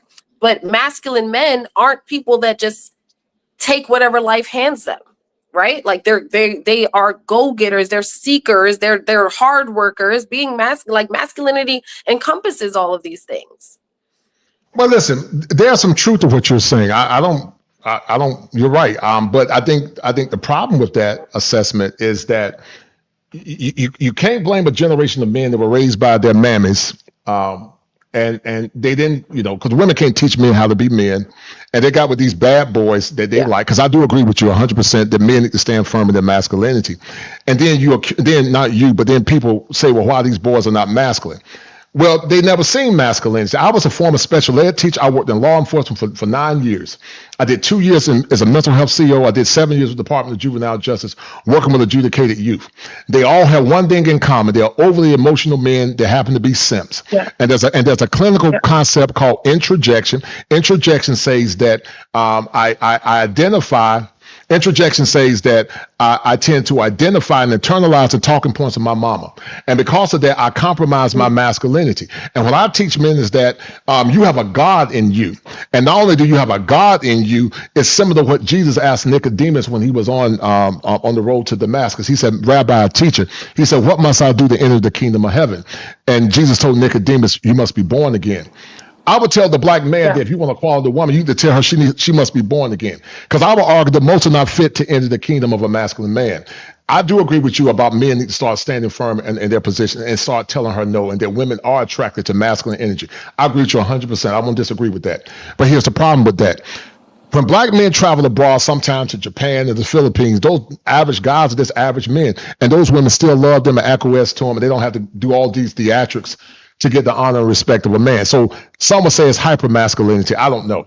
But they could be in their basic average masculinity. Those same women give them the same respect. They don't challenge their masculinity because there are environments in place where those women have been conditioned and trained to be better suitable. And so it's not that men don't want to get married. Let me give you my... Oh, go ahead. Yeah, it's not that they don't want to get married, because they do. Let me read this. Let me read the super chat real quick, and I'm gonna let you cook. Shout out to my doctor. He's a doctor. This is my friend, Dr. Ron. He's a doctor. He said, passport rules forever. MAGA women are compromised too. I'll let him explain that. And then shout out to Zan Kankana, but he's a PhD, very prominent school here in North Carolina. Him and our boys. I'm going to show you something. I did this clip about 4 years ago. Tell me what you think, and then because I'm loving this, man. I love you. Fire. Well, wait. Really quickly before you do that, I do want to say this. What happens is this, right? Mm-hmm. What we're talking about is there's a restructuring that needs to happen within the Black community, and it's a two-sided restructuring, right? Mm-hmm. So you're saying that it's easier for these men to go overseas and grab a woman. It's because they were not raised in the same Black America that broke Black men, right? So we have to be honest, because when we're talking about the Black men that were raised by single mothers, we have to remember that Black women were also being raised by those same single mothers. I agree. And now we have a generation that didn't grow up in marriage-minded households, that didn't grow up seeing a father and a mother work together to raise the children. They didn't grow up seeing healthy masculinity and healthy femininity. So we can't blame the same way that Black men don't want to be blamed, or, you know, if you want me to give Black men this allowance for being less, you know, masculine or being too emotional because they were raised by their mother,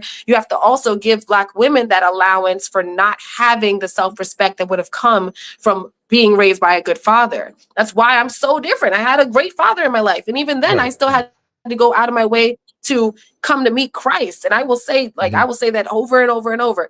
All of this is fixed if we come back to Christ. All of this is in the word. All of it teaches us who we're supposed to be, what he designed for all of us to be.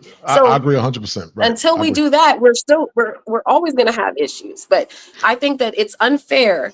And again, like, it would be beautiful if we said, you know what? You're a hot mess. You're a hot mess. Let's fix each other.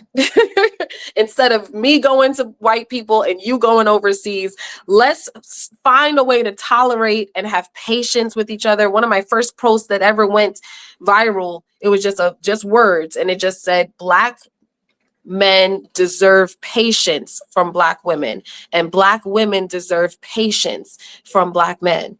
And that's what we have to remember, that we are together trying to correct something that has been so deeply wounded and damaged. And when we keep giving up on each other, we will not see the other side of this tunnel. We will just die inside of it.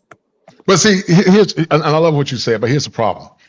At least you're willing to self-introspect, self-reflect, self-discover, and then recover. You're open to that. Most are not open to that. You have an amenable mind to change and take feedback. Most are not. And I had a conversation with Dr. Helen Smith. She's a renowned author. She wrote the book called Men on Strike. And her latest book is called His Side. And she wrote a book called Men on Strike about 13 years ago, Marion. And she was saying that it's not that men are on strike. She said men, they don't care anymore. They just checked out. They don't care. And it's not because they don't want to care, but the world forgot to ask men what they want. We you know, for the last 60 years, you know, I'm Gen X strong. We saw Sally Jesse Raphael. We saw all the pundits, you know, denigrating the average. You know, they took the dusted men, or the jocks, or the pretty boys, the guys that were getting women pregnant, lying to them and telling them they were going to love them. The women that they wanted, you know, the men that women were most attracted to. And then the average guys that were just good dudes, they were decent. They were looked down upon, or they were lames and boring.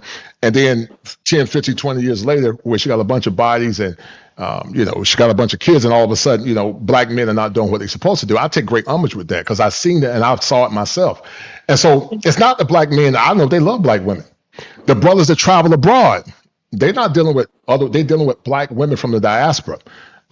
So people think that they got this false notion that Black men don't want Black women. No, Black men want Black women, but they want Black women on their terms. The problem is so many Black women for years have told Black men what the standard is without becoming the standard.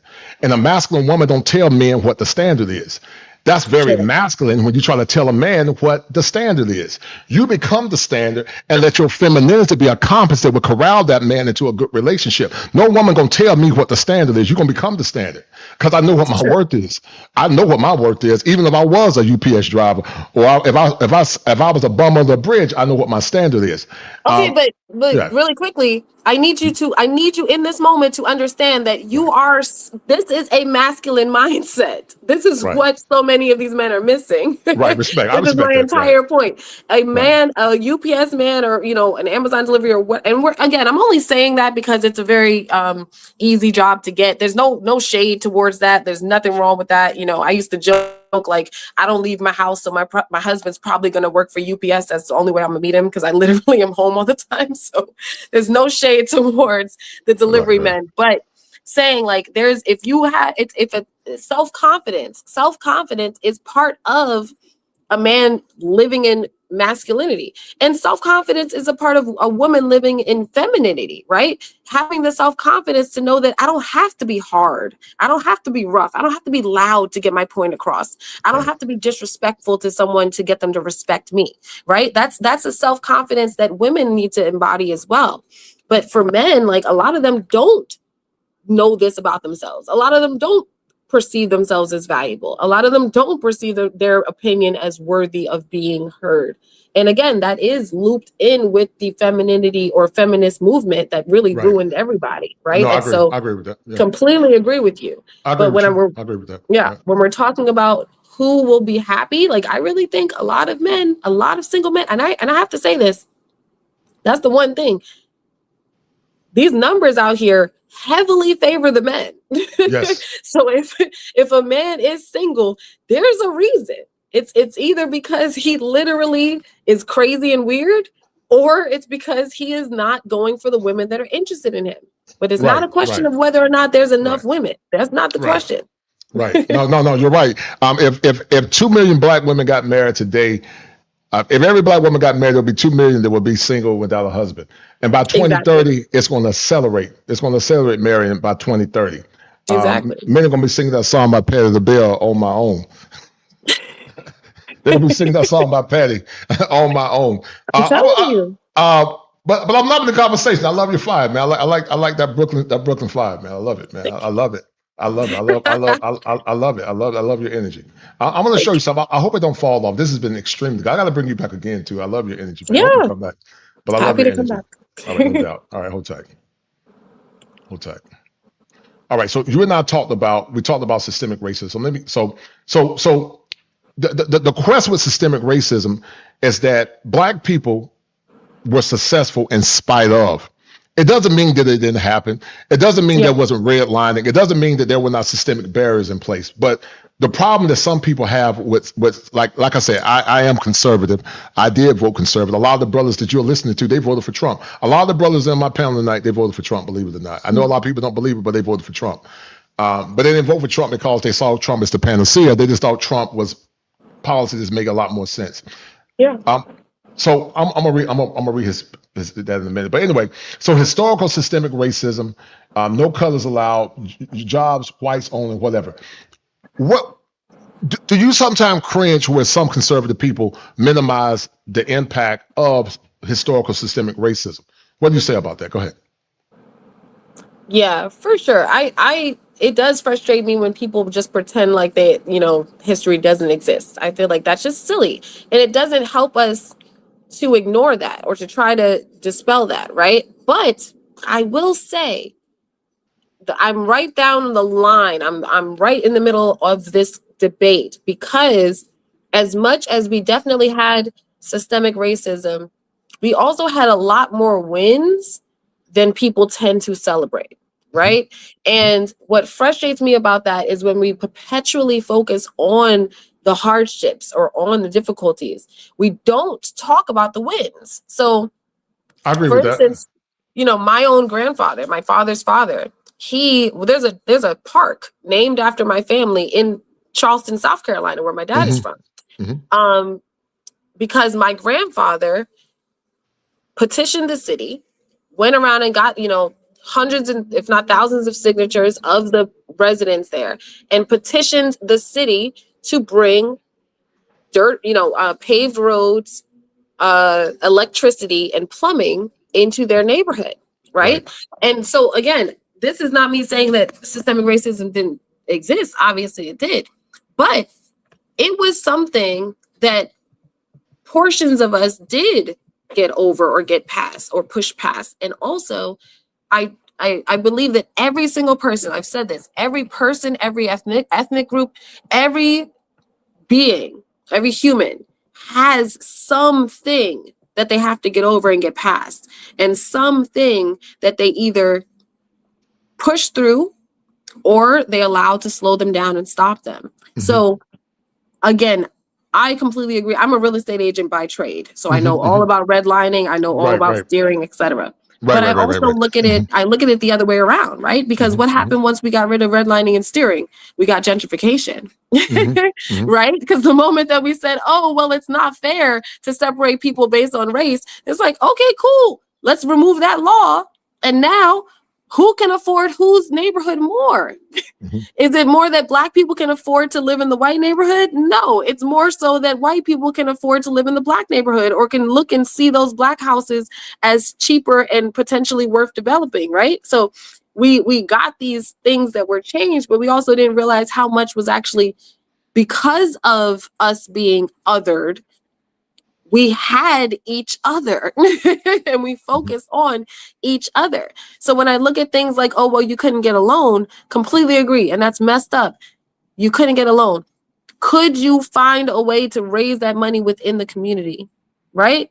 Because look, Jewish people couldn't get loans too. And they went and raised money within the community. That's why a lot of they invented entire industries when no one would hire them. That people don't understand that Hollywood started with the Jews because no one would hire the Jews. So they said, we're going to figure out something else. I guess we're going to have to go into entertainment because no one wants to hire us in their everyday jobs. Right. Right. So when I look at this, again, not discrediting it ever, never going to discredit it. But I also do believe that if we had a conversation where instead of talking about how much we've been held back, we talked about it more as we have overcome this, then we'll see a generation that truly remembers and understands that no one owes us anything. They're not trying to give us anything. No, and would we do it in the other way? Would we do it other way around? Would we? If Black people were the majority in this country, and then we saw another ethnic group trying to take land, trying to take opportunities from our kids, would we go ahead and just be like, oh yeah, it's fine? Probably not. Let's be honest. Listen, I believe in reparations. I think it's owed to the Black people of African descent. My bloodline goes back to the eastern part of North Carolina, where I can trace my roots back to the Hope Plantation in eastern North Carolina. Too. Right. Yeah. And so most Black people can trace their roots. So, but what about my white portion of me, right? Like, what about because my dad is definitely South Carolina Geechee descendant of slaves, right? But my mom was a mutt, and we have no idea what was in her. She's very fair skinned, etc. Right. So how do we, at what about someone like Tia and Tamara Mowry, or Tracy Ellis Ross? How much do they get? You know what I mean? What about the Black people that own slaves? Are they paying? Do we look into those families and say, actually, your family owns slaves, so now you have to pay? Who pays the reparations? Is it just Black people paying, taxes that are going to turn around and be given back to Black people? And also, let's be honest, reparations are going to end terribly for the Black community if we don't sit down and financially educate our kids first. I agree with that. I agree with you 100%. Yeah. You're right. We got a lot to change before we ask for a big up, if that makes sense. We have a lot to prepare for first. Right. Yeah, I don't think right now you can give Day and Man no reparations. They'll just spend it and blow it in stupid stuff. So I agree with you. I definitely agree with you. Man and Raekwon don't need reparations without a financial literacy. So my man Doc said, he's a doc, he's a good friend of mine. He said, MAGA women are recovering feminists, passport bros never fail. What would you say about that? I knew you were in the DNC one time. Were you ever a feminist, Marion, or you never were? No, I was definitely a feminist. He's completely right. He's 100% right. Oh, he's right. Okay, yeah. Cool. Yeah, cool. And it's not our fault, right? And when I say MAGA, like women, this is the realities of what life looks like when you finally wake up out of something. Right? Like we all are part of, or we're beholden to, or the result of whatever we're raised in and whatever ideology finds us along the way. Right. So I'm a college educated Black woman, of course. And I went to college during the Obama, like I voted for Obama. He was my first vote ever. Happily, I was so excited that I was 18 so I could vote for Obama. Right. And I learned all types of crazy feminist, rhetoric in college, because that's where they find people. That's where they feed this into us. And that is definitely a huge reason why so many, especially Black women, have these extremely feminist, ideals and are, in this mindset that men are the problem and men are these oppressors and blah, blah, blah, blah, blah, blah. So he's 100% right. Me, when I say MAGA, make America great again, I always say you can put a silent B in there, right? Make Black America great again. I firmly believe that there was a portion of time in this country where we had better values and therefore we had better results. Yes. And I know from personal experience, I would love to have skipped that portion of my life when I was a feminist and when I thought it was cute to be outside and when I thought it was okay to be, arguing with men and all of this craziness. I wish I could go back and redo that and root myself in feminist or root myself in conservative values from then. So he's right. So I love your honesty. I want to share something with you. I'm enjoying this conversation. I want to show you a clip. I was part of a documentary years ago. You can probably go look at it and laugh at it. But hold tight. Let me show you something real quick. Tell me what you think about this, Mary. Hold tight. When you date a woman and she may be a potential wife, it's a competition thing all the way. I can't take it no more. They feel propped up because they feel more beholden to the government. And then their man comes second. That's why they figure that they're strong, independent, don't need no man because they have the government. Because the men are failing us, to be honest. Guys thinking about themselves and they'll think about you after you react. You don't hear anything about being good wives and all this other stuff. What you hear is you strong and you independent. You can do it on your own. You got black girl magic, black girl rock, but you ain't said nothing about black family. My mother is like what they consider to be the strong black woman. I feel like I projected that onto the guys that I dated. Ladies have no idea how stiff their competition really is. You have no clue how black men are viewed in the rest of the world. We are the #1 most sexually desired man on the face of this planet. They would call Jesus Dusty if he was here living in America because of the gross narcissism that a lot of our women have.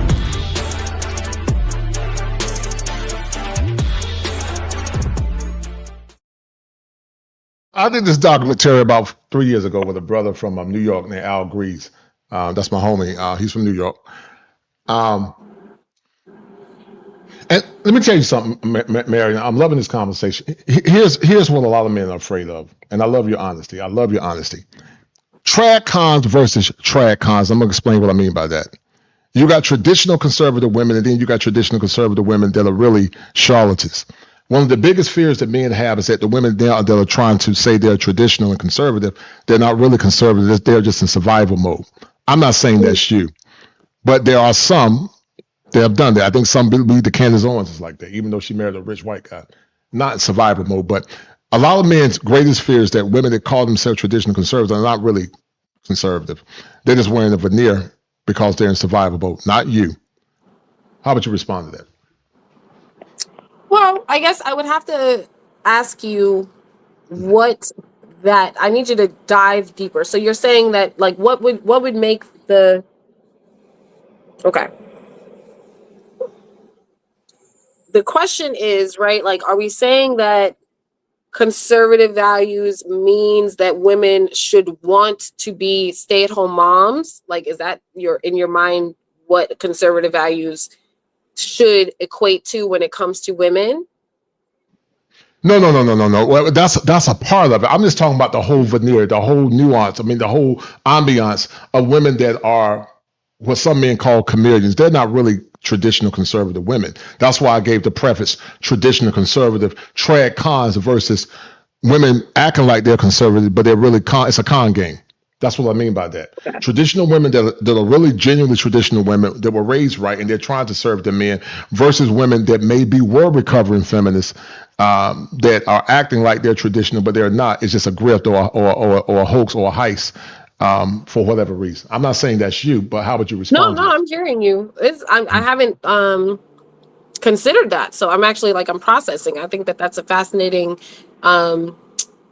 way to look at it. I would say that I don't know enough conservative women that are not, in my opinion, truly conservative for me to say that is a real problem.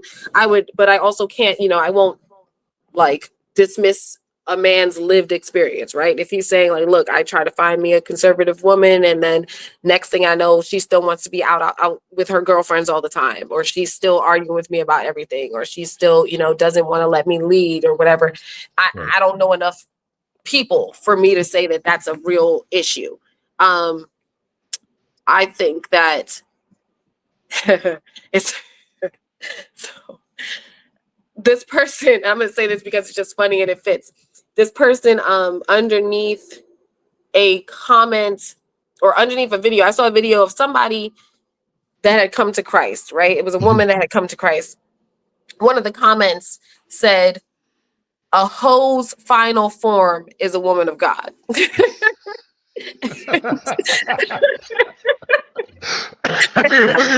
Well, listen. They call it listen. I'm glad you said that, Mary. That's fair. That's funny. Yo. They call it the hold to Jesus pipeline. That's what they call it. It's a thing, but at first I was a little bit offended because I was like, well, that's a rude thing to say. But then I said, wait a minute, that's scripture.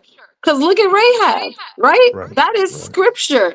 Let's look at the prostitute that well, she wasn't necessarily a prostitute, but the woman by the well, right? Who had the 5 husbands, etc. Like, we got to look at the realities of the fact that Jesus sat with prostitutes. So saying that to say, what I know to be true is that people can have and should have genuine heart posture changes, right? So I do believe that a lot of former feminists like myself have a come to Jesus moment and realize this is stupid. I've been lied to, right? And like, then you get pissed off and mad, and then you realize, wait a minute, no, I have to do something to stop the next generation from falling into this trap as well. And what I can do is be honest and open and vocal about how this is a lie, and this avenue is just way better, way more advantageous for all of us. But in regards to women faking it, I'm sure that has to happen. I'm sure. Well, it's a concept that I created called scapegoating Jesus. They use Jesus as a scapegoat to hide away their sins. I'm not saying that God will not, forgive people for sin, because God does. Christ loves, he forgives of sin. I do believe that. But you're going to laugh at this. But what happens a lot of times, Marion, is that they use Jesus as a scapegoat to get a good man with some good benefits after they were, like you were saying, they were lied to by the feminist movement. They gave all their virtue away. Some of these chicks got hot bodies. And then they'll come back and try to hit a shot at the buzzer talking about, oh, happy day when Jesus washed my sins away. And I'm not saying that they're not some genuine people, but the problem is they use Jesus as a scapegoat.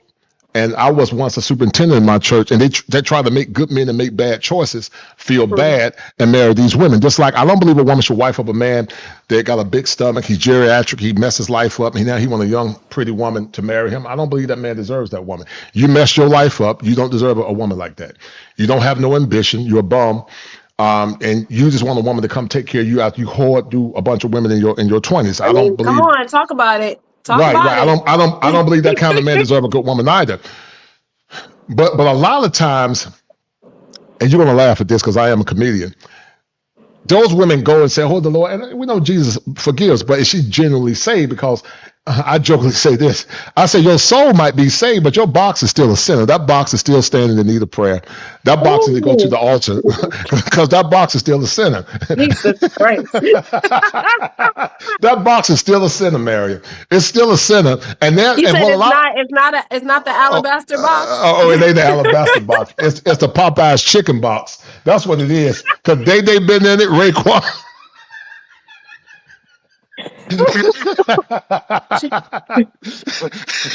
Oh my God. Hold up, Mary. This is what's been in that box, Mary. Hold on for a minute. You're gonna laugh at this. Oh my God. This is what's been in that box. Hold tight. Yeah, put chain on the walls on my mom. They be broken balls. Kill some on my mom, bro. They back me look like that's on my monkey. That's on my monkey. That's on my. Oh yeah, they man said on my mama, some old sep talking about on my mama. That's what's been in that box. And now they trying to say, oh, God forgave me, so you should take me as I am. But watch this. Let's say if a man came to you, Mary, and he said, listen, I love Christ. I was in sin. The Lord forgave me. And I used to mess with men's with a Z, not with an S, but men's with a Z on the end. And he said, the Lord forgave me, Mary. Well, hold on. Because, the Lord does forgive. God don't, but guess what?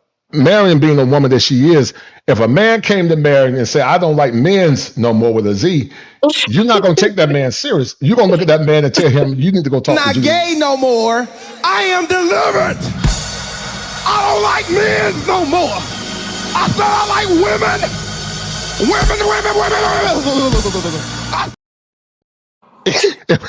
If a man like that came to you and said he don't like men's no more with a Z on the end, and he said the Lord saved him, and that was in his past. Could you give that man grace? If he was a hardworking man, he made good money. Could you give that man grace, or you could? God, this is such a loaded question. I know it's loaded. I know it's loaded. Jesus. You know what? I will say this. I would not have that as my preference ever, but we must also remember scripture. I don't know if it was who was it? I can't remember the exact prophet, but one, there was a prophet that God was it Jeremiah? No, I know you. I know what you're talking about. Go marry a whore. There's a prophet that God told to marry a hooker, and he had a bunch of kids by her. Now, saying that to say, would I choose that guy for me? No. If God himself came and said, this is part of your calling, I need you to do this for the team, then sure, right? Right. Do I believe in the redemptive power of Christ? Because I want to make it clear, especially if we have any men here watching that have had that past, that is that their past. It will be more difficult for you to find a woman, but that does not mean that you cannot find a woman. And that does not mean that you did the wrong thing by coming to Christ and releasing that spirit of homosexuality off of your life. Okay. God has the final say. And I truly do believe that he has full redemptive power. And I want to just sprinkle this on top. I just really need to sprinkle this. Like, go ahead. The concept of a man having been with men, that's a extreme, but there's a lot of really, really nasty hoe men out here that have been with hundreds of women, like hundreds. And then they decide it's time for me to go ahead and lock it up. You have men, even though, maybe he makes good money, whatever, but he's got 3 kids by 3 different women. So we have to be realistic about what are these men asking women to put up with as well. Because when you start to date somebody and he has multiple kids by multiple different women, and you're realizing like, yo, that's the rest of my life. If I marry this man, the rest of and let's talk about that. Let's just note that. No, I don't have a problem with you saying. I mean, I agree with you. I mean, listen, can God forgive people? A lot of those men think that they should still have some virginal woman. A lot of those men are out there thinking, I just need me this perfect, and I'm like, brother. Right. No, listen, I agree with you. You're 100% correct. But watch this. If you met a man, Marion, he was good looking, he was your phenotype. I don't know what your phenotype is. But let's say your phenotype, you're unfortunately tall, dark, and handsome. Unfortunately, I'm very basic like that. Yep. It is what it is. I gotta tell the truth. Shout out to Team Chocolate. Now you're about, how tall are you? About 5 what? 5? I'm 5'6". Oh, you're tall. You're tall for a woman. And so, you're above average height. So yeah. Let's say if you got your genetic phenotype, say he's 6'4", highly educated. He got that Janation quality you like. He got that mouthpiece is more crisper than the serpent in the garden. He got a very crisp mouthpiece. But he said, listen, Mary, before I came to Christ, I was knocking him down. He ain't got no disease. He's clean. But he's everything you want in a man. Financially sound, 6'4", 6'5", highly educated. But he said, I'm dedicated to you. You're my queen. I love you. And my focus is Christ now. Could you marry that man? I'm banking on it. What do you mean? I feel like that's the only. Let me be clear. I am a single mother. I am a logical, realistic person. Okay, even though I know that I'm awesome and I'm fantastic and people love talking to me and I'm cute and I, physically I got it going on. I know that I'm a single mom. I know the barometer. I always say it like this. This is what I say. Hold on, there's like a motorcycle. I know I am a logical person. I think people would get by better in life being logical and real and honest with themselves. For me, I think that my future husband is getting his divorce like right now. Like that's what he's actively. He's in the middle of those divorce proceedings, and I am okay with that. I'm being patient. I'm waiting. Or he's wrapping up his whole phase. and he's getting ready to turn it around sooner or later, right? I'm praying for him. I say, God, just pull him out the streets. Pull him out the streets. Respect. Yeah, I mean, again, if you're, but we have to look at, again, this is what I'm saying when I say that, like, we have to look across the aisle. We can't be looking up and down, right? I know myself. Like, I think about this, like, I've been hit on by basketball players. I won't name names, but NBA players of certain seasons. But the people that were actually interested in actually dating me were overseas basketball players. So you got to be realistic. You got to know what's your target market. I'm not basketball player wife attractive. I'm okay with that. I can pull a nice, guy that played in Serbia for like 6 years. Like he's 6'7", 6'8", but he never made more than 6 figures, right? I'm okay with that. I know who I am and what I am. It's okay. But I'm saying that to say, all jokes aside, I really think that most people, especially men, again, if a man is complaining about how you've been single for years and years and years, it's usually because you're just not looking in the pool of women that are interested. Women have it way harder finding a man that makes sense for them. Men, the women are everywhere. You want a traditional wife, you might just have to deal with a little bit of a stomach. Maybe she doesn't have, the model face. Maybe she's a solid 6 or something, but she exists. She's out there. Maybe she's just, I don't know, corny. Maybe she's a little lame. Maybe she's not interesting. Maybe she's not that smart, or, maybe she's not a heavy reader, but she can cook for you and she'll love the crap out of you. But people don't look on their level, and that's dangerous. I agree with that. I agree with you 100%. I think you have more women doing that than men. I think men are more. Men tend to be more rational. Women are not. You got these chicks. This is why I'm saying, like, when I see a man that complains about not being able to find a woman, I think that I'm like, okay, you're something's up, because there's too many women out there. Women, I know it's either delusion or just extreme pickiness. And I always tell women, you're single because you are picky. That's just the reality. If you don't want to be single, there's some man in your DMs, there's some older man looking for a PYT, there's somebody that is interested in you. But when it comes to men, they have actual real qualified options that they're overlooking by, like, left and right, in my opinion. Yeah, in some cases, I think that might be true. But I think men now are adjusting. They're raising the standard up. A lot of men just don't care anymore. They're just indifferent. They don't care. They say, I'm good. I don't even want no relationship.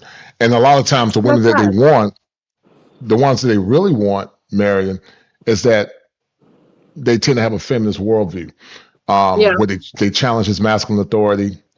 Or some of them have been ran through by a lot of men. They've been with a lot of men. And guys have waited that time and did the work. They said, "Nah, I'm good. I'd rather be single." And then another thing that people are not talking about, they're not talking about how the current court systems are very onerous towards men, no fault divorce. And a lot of guys saying, till the laws change, I'm not getting married. It's not that because they don't want to get married, but when my dad married my mom, they didn't have the laws that they have now. And so men are saying, nah, I'm not taking that risk. I'm good. I see it all the time in my practice. Men that have been destroyed by no fault divorce. Men that have been trapped by paternity fraud. Men that got with women that listen, Mary, and they said they love the Lord, but they stopped giving them sex. And then they said that, you better not go out here and cheat. Well, that would never happen. Because if you close your legs, I'm going to close my wallet. Listen to me. When I say, let me just quickly note on that.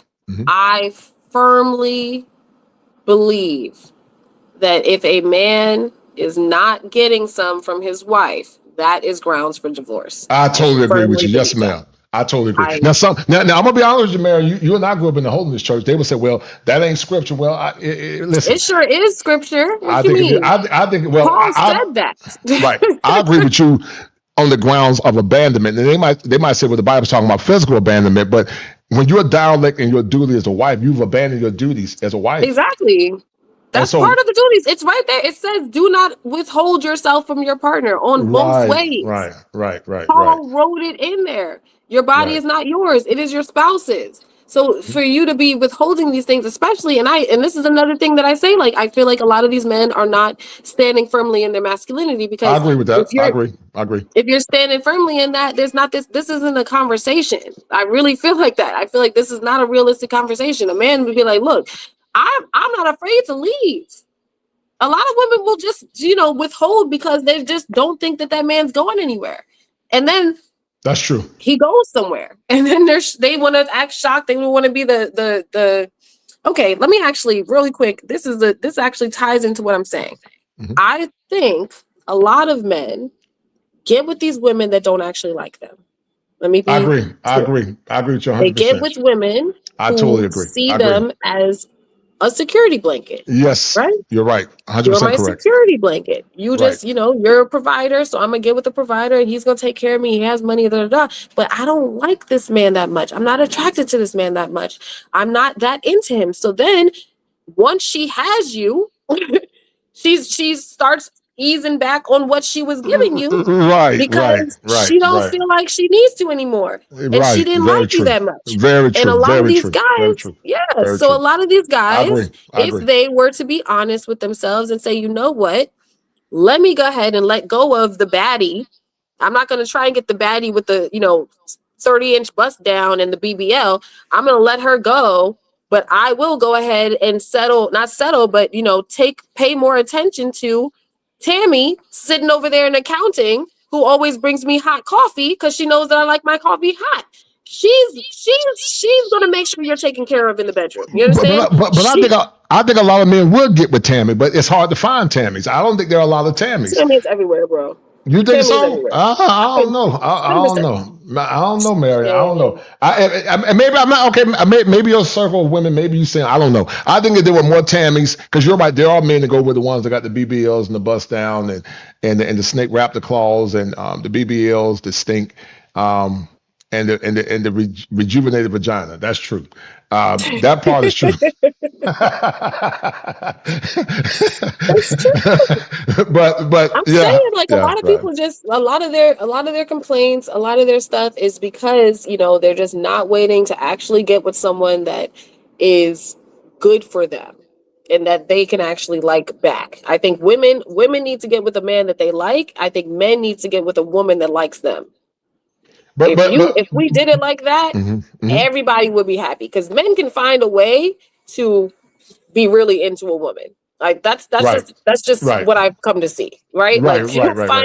He'd be like, look, she's making sure that I'm fed, and she's making sure. And we know this because we see how many men are like happily with very fat women. Let's be honest. Or very, less than perfectly attractive women. It's like, yeah, there might be, you might be like, oh, I could have got with this one who was a little bit cuter, but she's a wonderful woman, a good wife. I really love her. And woman, if she's into you, you're going to be okay in the bedroom. Y'all are going to be fine. You're going to have great time. Well, I think they do that, Marion, because that's all they know. Now, you're going to laugh at this. There were some men that, and I'm not saying this is right. Let me preface that by saying it wasn't right. But there was some men that went abroad, and they had these average wives, and then once they went abroad, they divorced their wives and got with the foreign women, because those women were finer and flatter stomachs and all of that good stuff. Let me tell you something. The beauty density in foreign countries is out of this world. Now, I know the Bible says that charm is vain and beauty is fleeting, but who can find a virtuous woman? I don't think a man should just look at beauty alone, because beauty is fleeting. You want to find a woman with good qualities, but that's like saying, I was putting some money in the bank, Mary. I've been stacking my money for a while. And so I was joking with the lady at the counter. I said, so what would you rather have? A man that had multiple women on the side, but he took good care of you? Or would you rather have a woman that's a man that's an average man and a good man, but he doesn't have a lot of money? What do you think she said? I mean, considering the fact that I'm the complete opposite of most women, I'm going to assume that she said she's going to go with the rich guy who cheats. So, right. Yeah, and that's wrong. Listen, I will be damned. You took your prayer cloth off your head, Mary. She said, I can't. That's one. And listen, it's wrong. I mean, but my point is, I was shocked that she said it, because I was talking to the older lady. I'm like, well, So that makes to prove my point that a lot of times the average Joe, women don't want the average man that's a hardworking, good man. They want the top tier man that got money and status and what other women want. And I think that's wrong. I think there are a lot of invisible men, in my opinion, that women bypass and overlook. And those men, just suffer in silence. They don't say anything. They hold their heads down.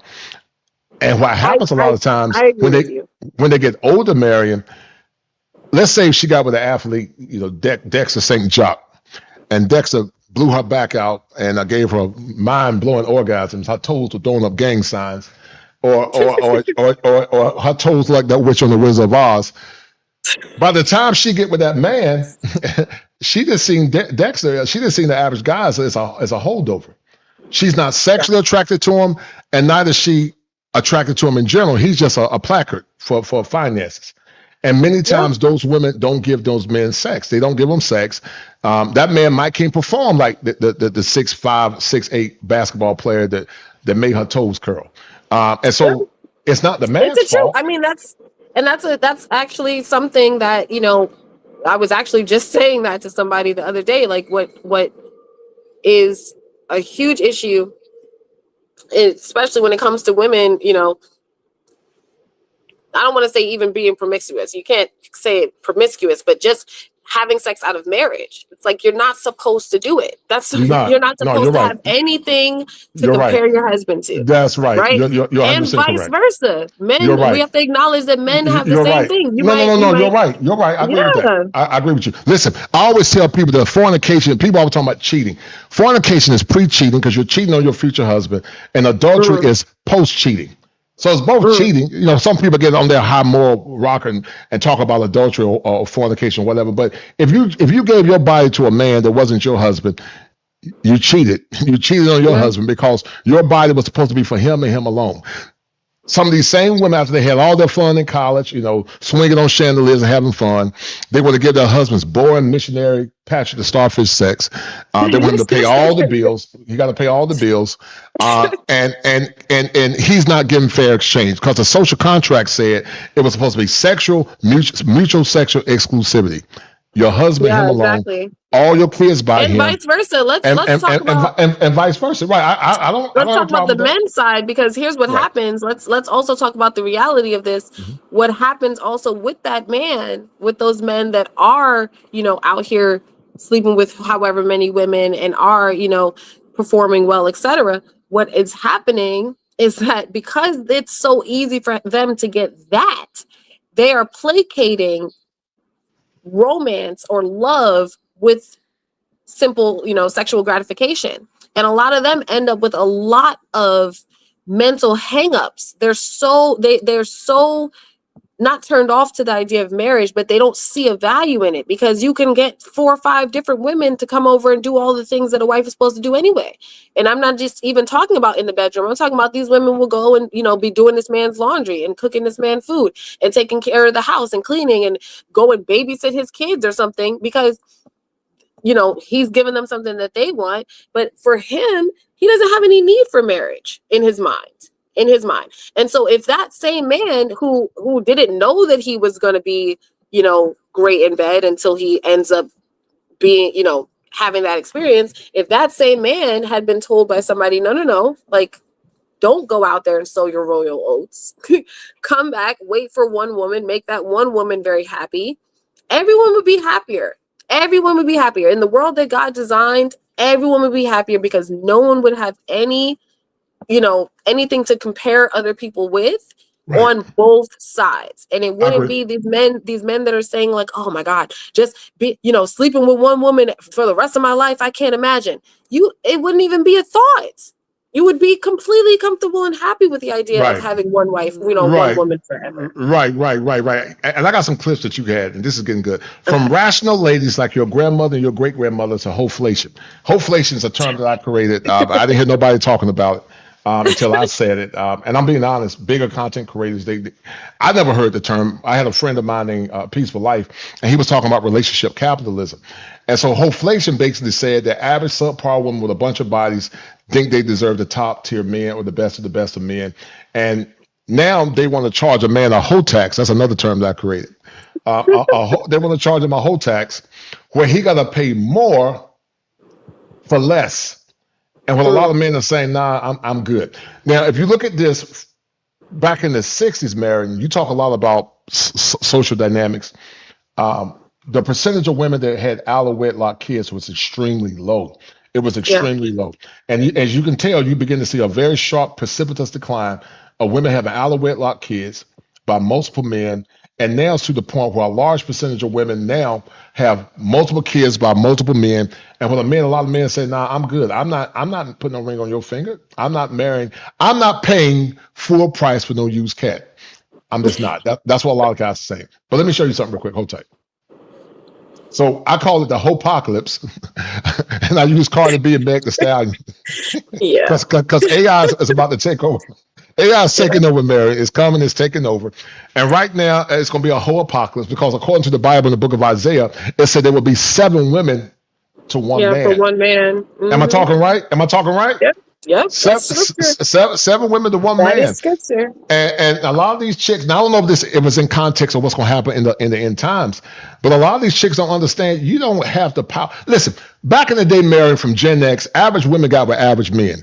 They didn't count a robbery to cook their man a meal. It was just normal. That man didn't count a robbery to take his woman out to dinner and pay for it. Right. That's how we got down to Gen X in the South. It wasn't up, Mary, to be on I-95 South or I-64 East, West, going to Raleigh, Durham, playing Anita Baker, Rhythm of Love, or playing some John P. Key. I would just quickly note though. Here's one thing, and this is just me interjecting with this because it's important to note.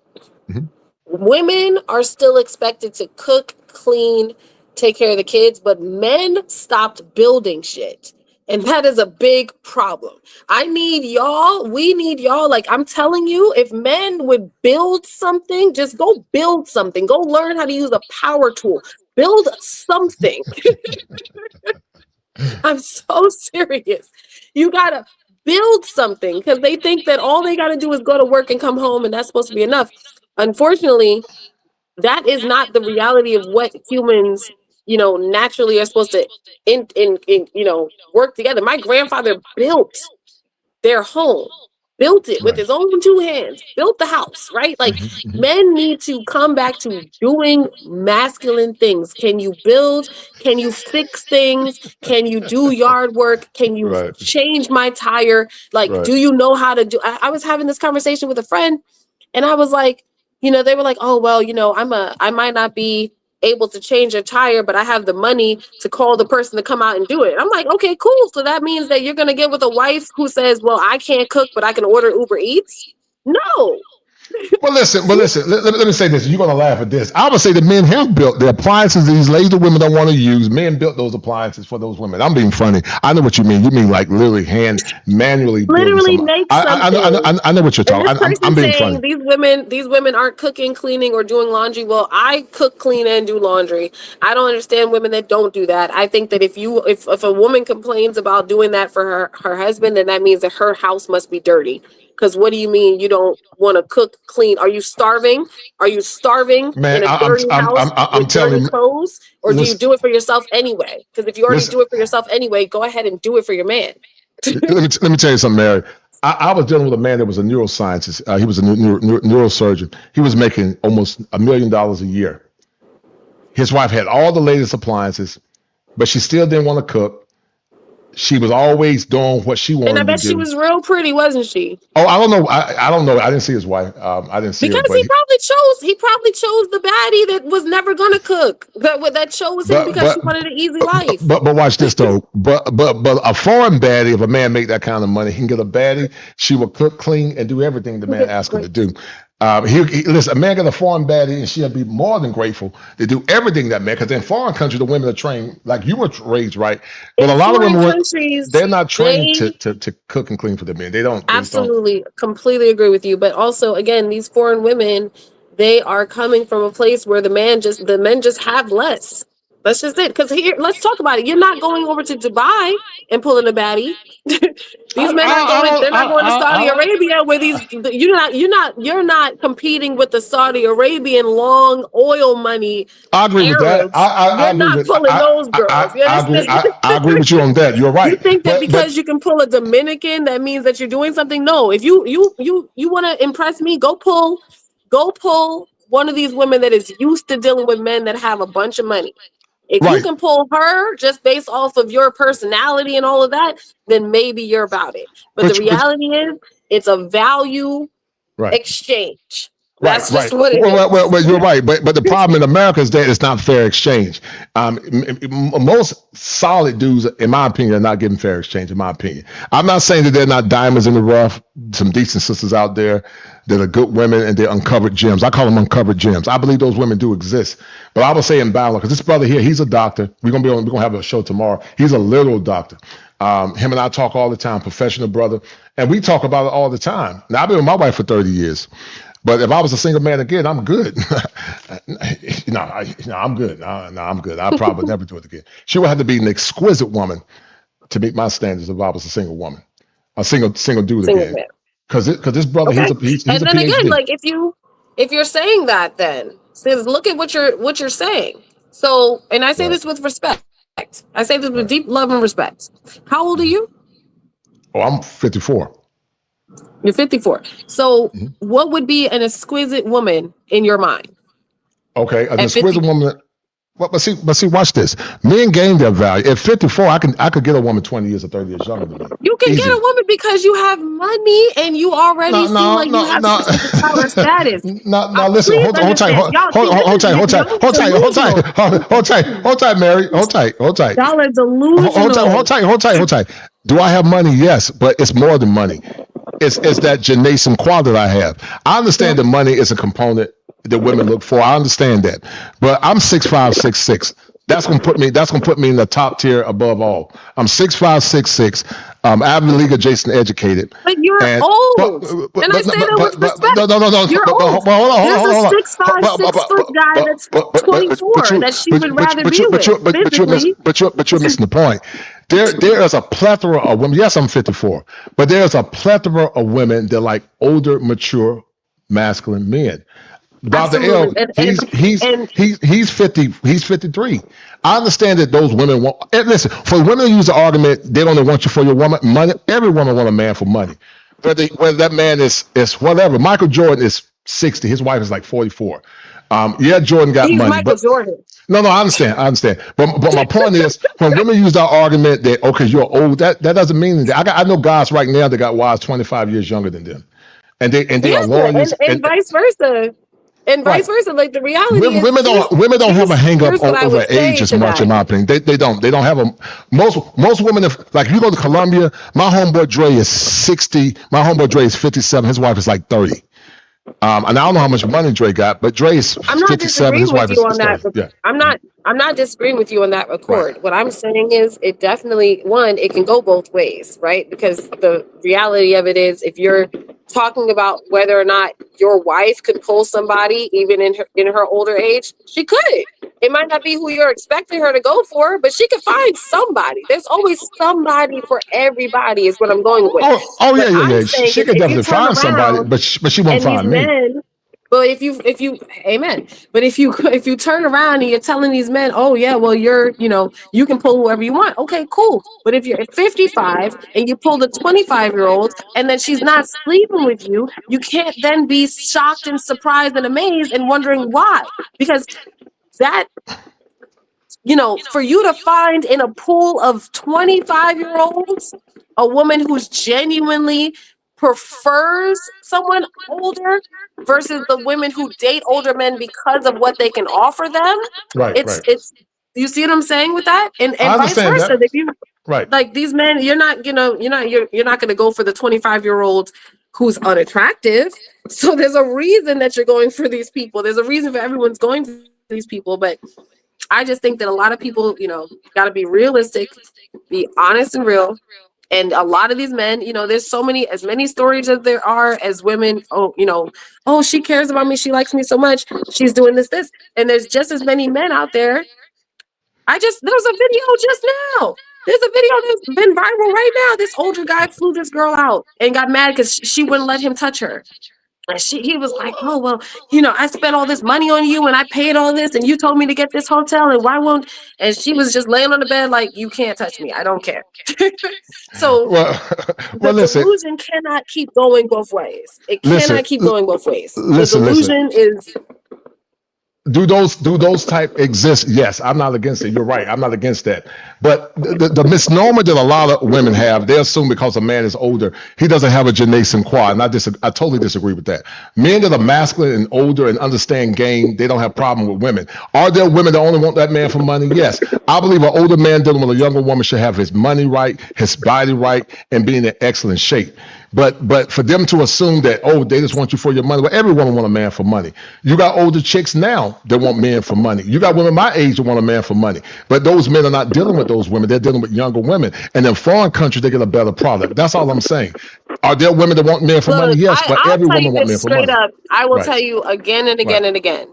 I am actively in the middle right now. It'll be coming out in about a month. I'm working on a marriage immigration fraud documentary. So I am telling you, as someone that has been doing this research, a lot of these men that are seeking and finding these overseas wives, and they throw themselves at you and they're so into you immediately. It's like believing that the stripper likes you. It's like going into the strip club and thinking, oh, she's just so into me. That is her job. She has a motive. She has an idea. She has a game plan. She has an end result in mind. And I'm sorry to burst the bubbles. It's the same. I say the same thing to women. I would say the same thing to women. Sis, that man doesn't just want to be around you because you're so awesome. He's trying to sleep with you. Be honest about what you have that person wants. That's what I'm saying in all of this. Oh, no, I don't. About what you have that right. person wants. Now, in the few cases where it aligns perfectly and she genuinely does always, look for older men, and you genuinely are open to anyone of any age, but you happen to fall for the younger, okay, sure. But if we look at the realities of the majority of all of these circumstances, we see that people get played. They're playing themselves by going after the wrong type of person. I don't disagree with you, but once again, I think that's a false assumption that I think that I'm delusional. I know what I'm talking about because I know what I deal with. I'm not saying what you're saying is not true in part, but it's not this all-encompassing thing that older men that deal with foreign women abroad, they just want different green cards. That's a myth. And I think that's a projection in my opinion. Are there some that want men for money and status? Yes. They do that here in America.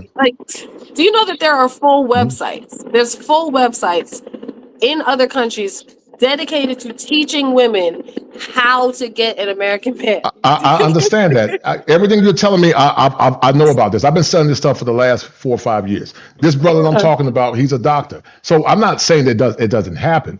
But what I'm saying, Marion, is that people are trying to use that as the only trope to try to justify a narrative. And that's the only problem I have with that. Of course, I tell men all the time, if you're lame in America, you're going to be a lame abroad.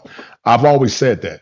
I understand that there are some women that would use men just for the sake of green cards and money and all that. I get that. But then conversely, there are foreign men that use women for the same thing. It's not a gender thing. It happens to both sexes. That's all I'm saying. And I agree with you 100%. Right. It I happens to completely both. agree with you. What I'm saying is that I don't think that it's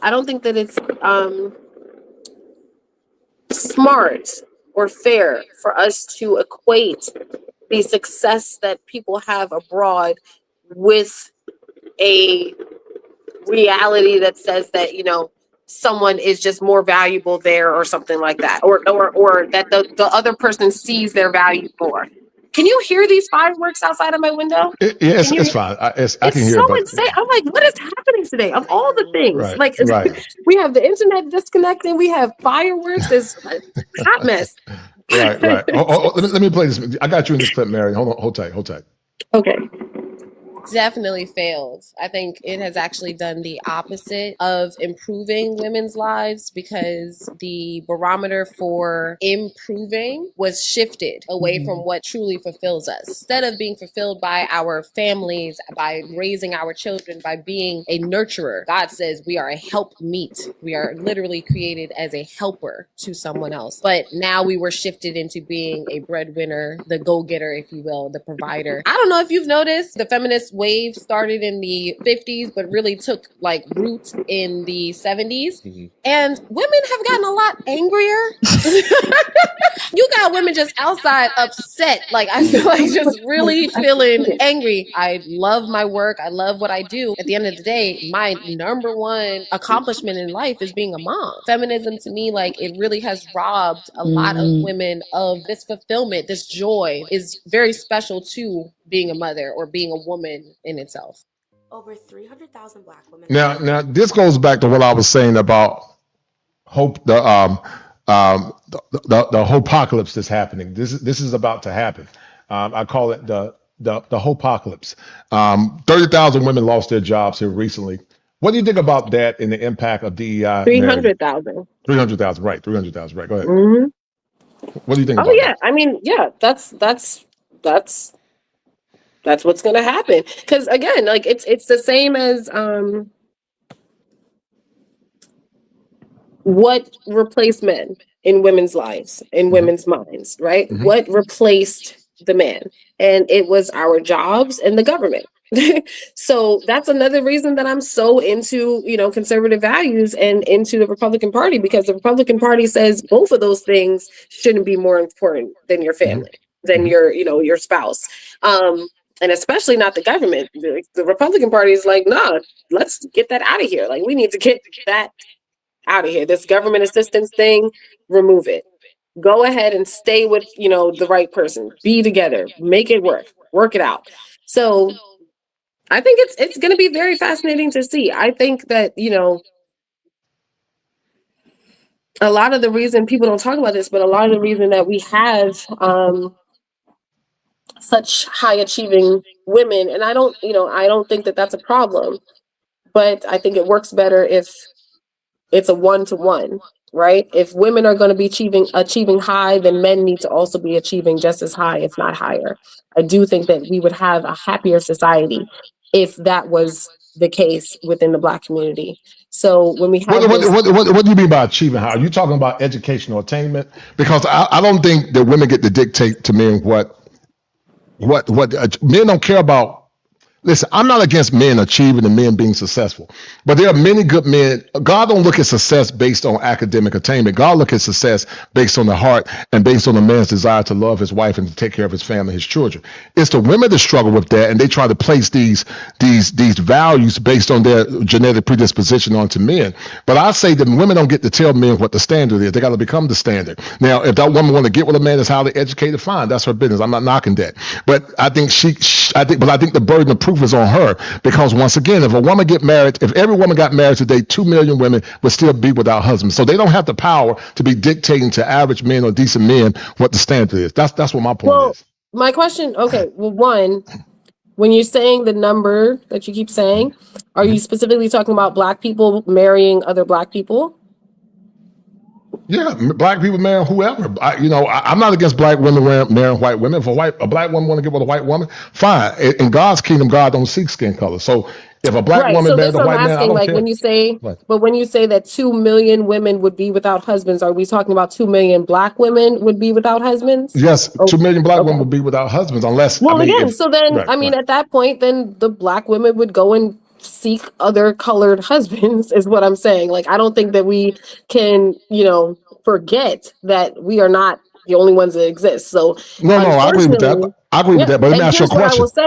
What I will say is that, like I mentioned, and a lot of I'm a Black conservative, right? So I'm actually not into the swirl. I love Black men, so that's just my preference. But I know plenty of Black women, Black conservative women that do not date Black men or have not dated Black men. And what they find is that this level that they're at, it's easier to find a white man or a, Middle Eastern man or someone of that account that is of that same level or higher, that is actually, for some reason, completely fine with dating a highly educated, highly successful Black woman. They find them to be valuable, right? So what I think is the reality of all of this, in my opinion, the Hopocalypse is going to happen. There is a restructuring. It's almost like a recession, right? Like we're going to have a recession. We're going to see that,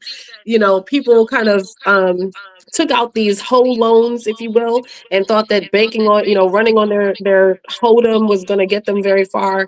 And as long as they had their safety net of their own job, they were fine. And as that removes itself, we're going to see an evening, right? Okay. Now I don't have this job. So now maybe I'm a little more open to the guy working the blue collar job, etc. Fine.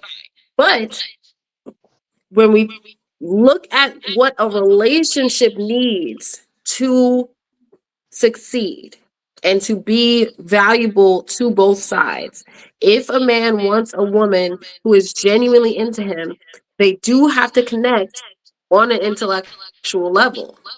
Do you see what I'm saying? So it's the same way that it's hard for a guy, if a guy is very smart or intellectual, it's very hard for him to truly love a bonehead, right? Or like the airheaded woman that's just cute and like you try to have a conversation with her and she's exhaustingly stupid. So eventually you're like, I'm just going to sleep with her and I'm moving on because I can't do this long term. This is a tiring conversation. Right. It's the same way for women. It's like, how much do I want to have to, perpetually explain something to somebody? You see what I'm saying? Well, listen, I think that's for you. For you, I think you're an intelligent woman and you're a sapiophile. You like intelligent conversation, intelligent men. I don't think that's encompassing of all women. And even though if those women say they want that, I will argue, what is the fair exchange they're giving those men in return? Because she might say, well, I'm giving you my doctorate and how much money I got. Men don't care about that, as I said before in the past. Are you ran through? Are you feminine? Do you know how to speak life into a man? Do you have emotional regulation? Do you know how to keep your mouth shut? Do you overtalk men? Do you down talk men? If you do all those things, you don't qualify. That woman does not qualify. And so the problem is that we live in a world where women keep trying to tell men what the standard is. And listen, I'm loving this conversation. I got nothing but love for you. I respect you highly. But like I told you, I got friends right now at 54. Me being 54 is not old in Colombia. 54 women in foreign countries routinely like older, mature men. There are some, of course, women want men for status, but it's not always about status. It's how you comport yourself. Like you were saying, if a man is masculine, he say what he mean. He checks that woman when she get out of line. If you're a 54-year-old man that's masculine, you check that woman will be turned. Don't buy that. Now, as I told you before in the past, don't no woman want no man with no big stomach. If he's older, he got erectile dysfunction. He's not taking care of himself. I wasn't gonna mention that, but that's right. We have to be realistic about that as well. Because again, like I'm not disagreeing with you. I'm not pretending that there's that opportunity in general. I think that's possible in general across the board. I think there's a lot of, as much as there's older men that can always find a younger woman, and a woman can always find an older man. So if you're dismissing the 40-year-olds because you feel like, oh, I can get a 25-year-old, then the 40-year-old is going to go get someone 60. But there's still somebody that will see interest and value in that in a person. I agree with that. I agree with that. I agree. So, I don't disagree with that. That's true. Yeah. That's true. And if that man understands his value system, if that man holds masculine frame, if that man let that woman know that, listen, boo, you can go, I'm good. The problem with American men now, they don't know what their worth is. Their worth has been diminished. And when these men travel abroad, I'm telling you firsthand experience, when I have conversation with men, when they travel abroad, they're treated with a level of femininity that's so raw that I told Dr. Helen Smith, they have what's called a mental orgasm because they've never had it before. They don't even know what it looked like because they've been treated so badly. Black men want to be with black women, but and I'm not saying all, but a large portion of American black women are not fit, in my opinion, to be wives. I will argue that maybe a small percentage. Are there some? Yes. You might be one of the percentage, but most, a large percentage, they don't qualify to be wives. I completely agree with you. And I would say that I think, in my opinion, that would change if men, one, learned their value, like you said, and two, stopped simping for these women. Like, that's just the reality of it. If men stood 10 toes down and said, no, I'm not comfortable with you wearing that. You're not going to walk out of the house next to me looking like you're for sale. No, if you want to, you want to go on a girls trip and you don't want to invite me, but you want me to pay for it, I'm not doing it. If men would stop being pushovers, then women would fall in line. That's just the reality of it. Men need to step up. And this is what I'm saying, back to what I was saying, I'm going to hold both sides accountable, because the women are a hot mess. But it's because if we're going to be led, someone has to be leading.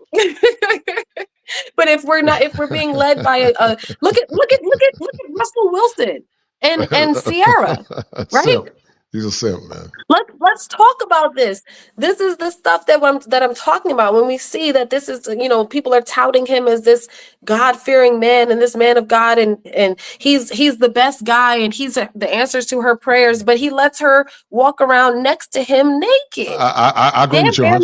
I agree with you 100%. Listen, you see what I'm saying? So we have this issue is we have these simps that turn around and they get their first little baddie, and they're so happy to be with, they're just so tickle pink to be there, that they're like, oh, go ahead and do, or they want to show her off because they don't again, they lack masculinity in themselves. A masculine man does not want to show off his wife to every man walking by. I agree. Like that Pastor Jamal Bryant and his wife. That's a mess. Right. I would have never married Sierra because I know she's been ran through. Now, this guy right here, he's a doctor. Doc said black women cooperate with white men.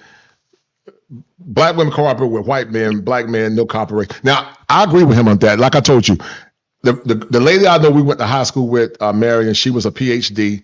She would have never gave her brother the time of the day, but she got with a very basic white man. Like you talking about, she got with a basic white man and she gave him respect. And we see it all the time.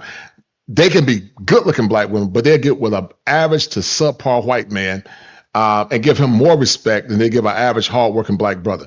And a lot of guys say, "Nah, I'm good. I'm good. I'm not going to pledge my undying loyalty to women that don't pledge that to me." And Dr. L, he's another PhD. That's the point of going overseas. The quality of women is better. And we're not saying that women abroad don't have game. Every woman got game. The scripture said, "Cast not down strength to a woman." Women by nature have a dark nature, like men have a dark nature. If a woman's not grounded in Christ, she will always go back to her dark nature. It's just in her nature. The women that understand they have a dark nature own that, and they fight against it. Some women don't fight against it. They just say, "I'm gonna let the cat out of the bag." But I'm telling you, the men that have traveled abroad and they get those women, they have a level of femininity that's superior. And that's why, like this brother, he's a PhD. Him and I talk all the time. And that's why he's saying, if he do it again, his next woman going to be a foreign woman. He's 52. He's a civil fox because, a civil fox is an older black man that got that salt and pepper swag. And they understand that, that they got to have a certain level of decorum. When men get older, we don't care as much about looks as much. We do care, but we'll let you go. We don't care about the big butt. We don't care about that. If you're not cooperating, we're going to fire you and keep it moving. With the understanding, because we got more money now, we got more leverage. Yeah, we're civil foxes, but we can still get younger, pretty, holler women. We understand some of those women might want that man for money or whatever. We understand all of that matters, but you can be an old simp and you can be a masculine civil fox. I'm a masculine civil fox. He's a masculine civil fox. And there's a total difference between a masculine civil fox and an old simp. Because a masculine civil fox would tell that woman, "You can go, boo. I'm not tripping." Because those same women think, "I'm going to get him for his money." No, you're not going to get me for my money. You think you're going to get me for my money. But when you start getting slick with your mouth, I'm going to check you and I'm going to release you and cast you to the wind. When you come into my kingdom, you're going to follow my program. If you can't follow my program, you're free to leave. It ain't going to be no arguments. You can just go and keep it moving. It ain't no argument. I wish you well in your journey, because by the time I get rid of you, I got about 10 to 20 more lined up that will agree with my program and respect me for the man that I am. It's really that simple. I'm gonna finish playing your clip. I won't disagree with you. I would say that what I think. Go ahead. Okay, yeah, I'm gonna finish playing your clip. Hold tight. Every single day until we bring them back, and they did not leave voluntarily. Let me show you what's actually going on. People keep framing this like black women chose to leave the workforce, like it was a lifestyle decision. And maybe for some it was, but for many it wasn't. So let me break it down. Number one, diversity, equity, and inclusion rollbacks. In the last 2 years, companies have gutted diversity program. The roles that were created to address systematic inequity, eliminated. And the women in these roles, often black women, were the first out the door. Number 2, federal work reductions. A significant number of Black women work in government. Do not be fooled. When federal agencies cut staff or freeze hiring, those cuts fall disproportionately on workers who are already in vulnerable positions without decades of institutional protections. Number 3, child, toxic work environments. Here's the one nobody wants to name out loud. Some women left because staying was costing them their mental health. The code switching, the constant performance of competence to rooms that have already decided you don't belong. Some women made the rational choice to stop paying that tax. And number 4, hiring discrimination. When women try to re-enter the workforce, the barriers go up immediately. Resume gaps, age biases. Now, Mara, you are a professional woman. You are a realtor. You have your own business. What has been some of the struggles of running your business? Have you experienced some of these things? I know it maybe doesn't impact you because you got your own business and you work for yourself. But what's been some of the struggles of being a black woman as a realtor? Or maybe you haven't had any issues. What's been some of the challenges? Maybe you haven't had any issues. I don't know.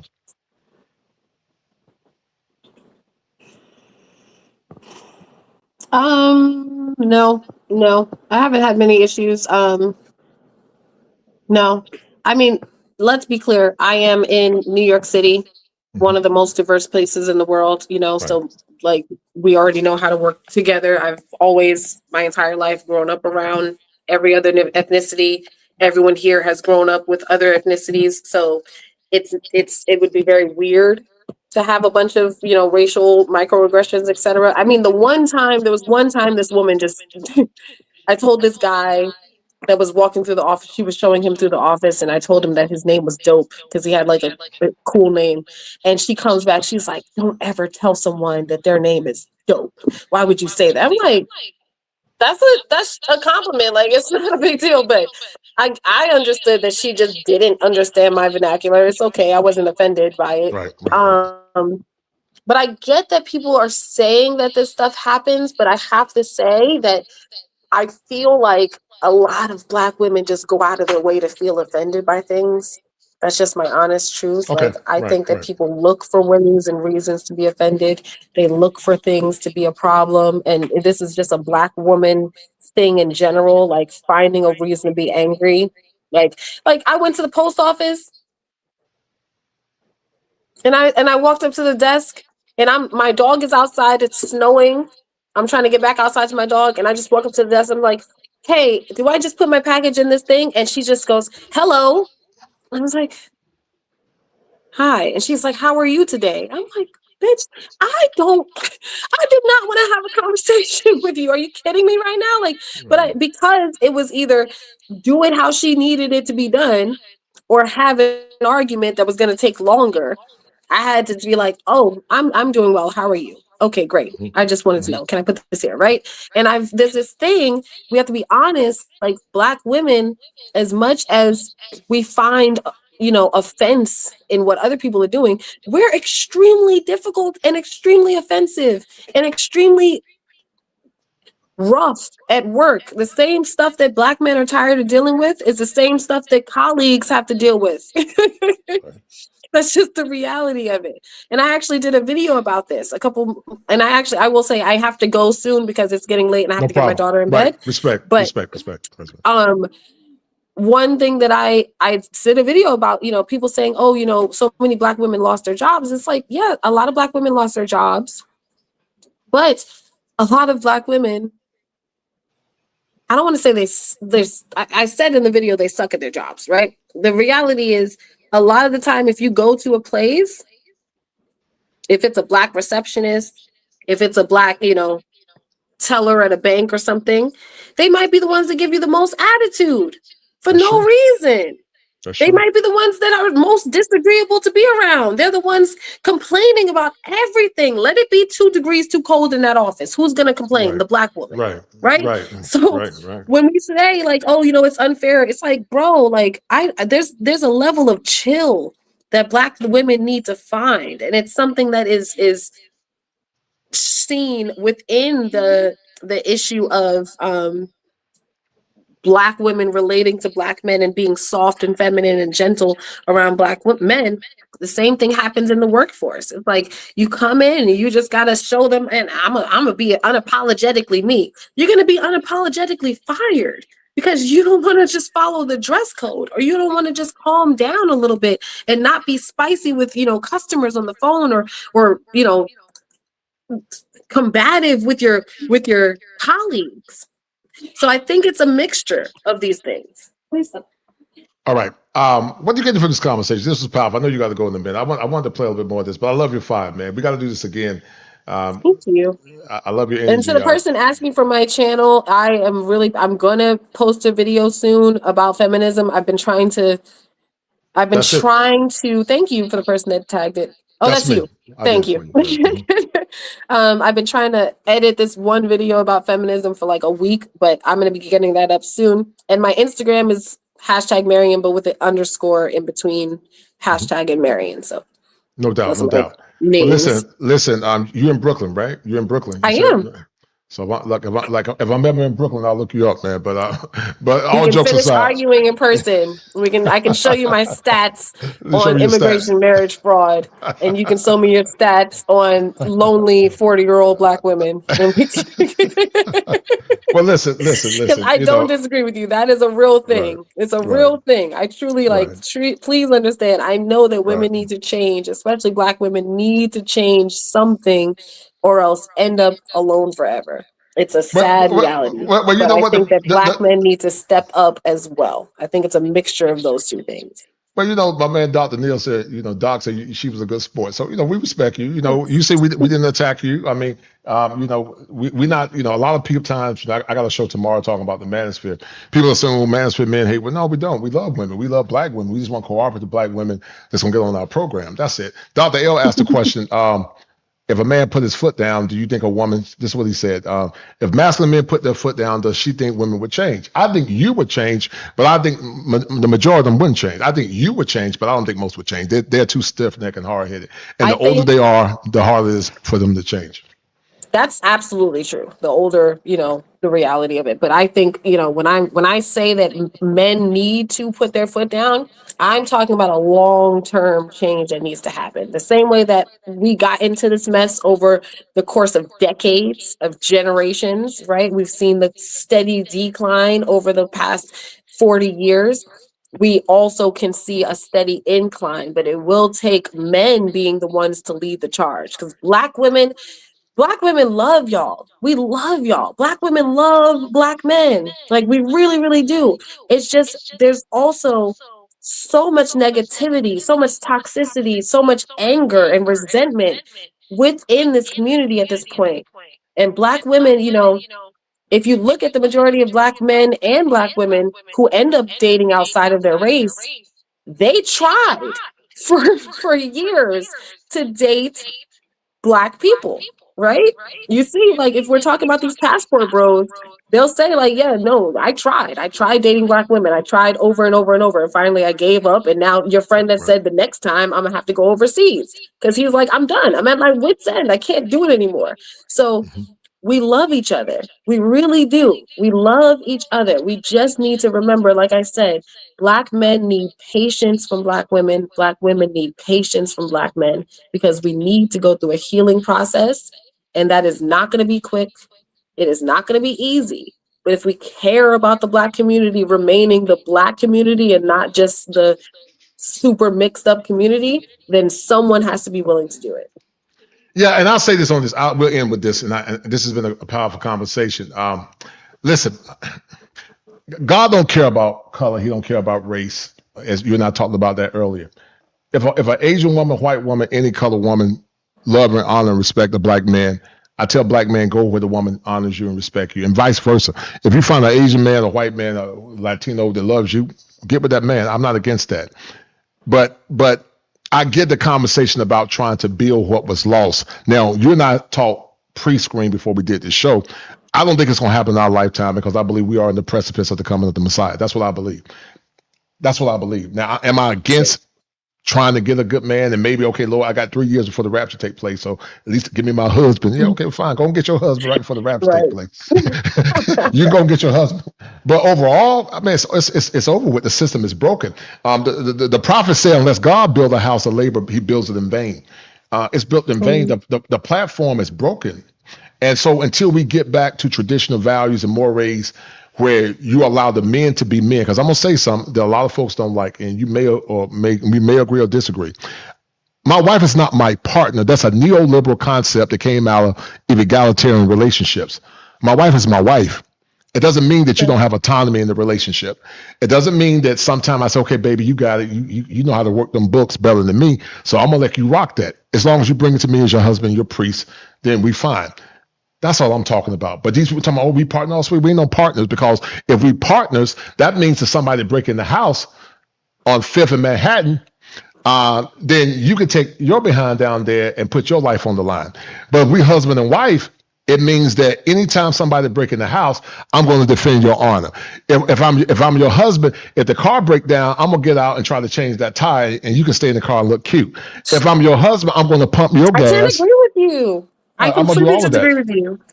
You agree or disagree? Disagree because I think if we look at the term partner, first of all, help meet biblically, like when you break down the word, especially in the Hebrew, the concept is one that meets someone at their same level with a differing role, right? So in my understanding, that is a partner. Like when where I'm a businesswoman, when you look at a business, you have a CEO and a COO and a CFO. You have the founder, you have the president, etc.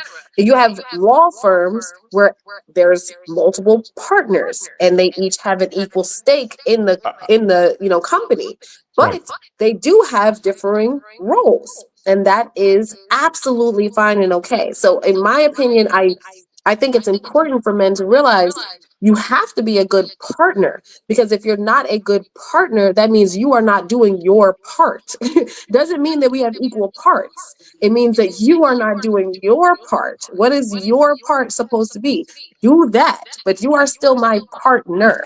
And otherwise, it does turn into a more subservient, dynamic, and that is not fair. Simply because, if we look at Christ, if we're taking Christ as the example, and the example that he gave to the church, and the example that Paul writes about, we see that he says, like, husbands need to serve their wives the same way that Christ served the church, right? Christ came to serve.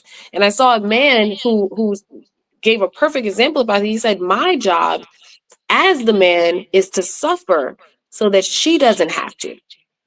And that is a partnership where his role is to take on the more difficult physical things, et cetera, et cetera, et cetera.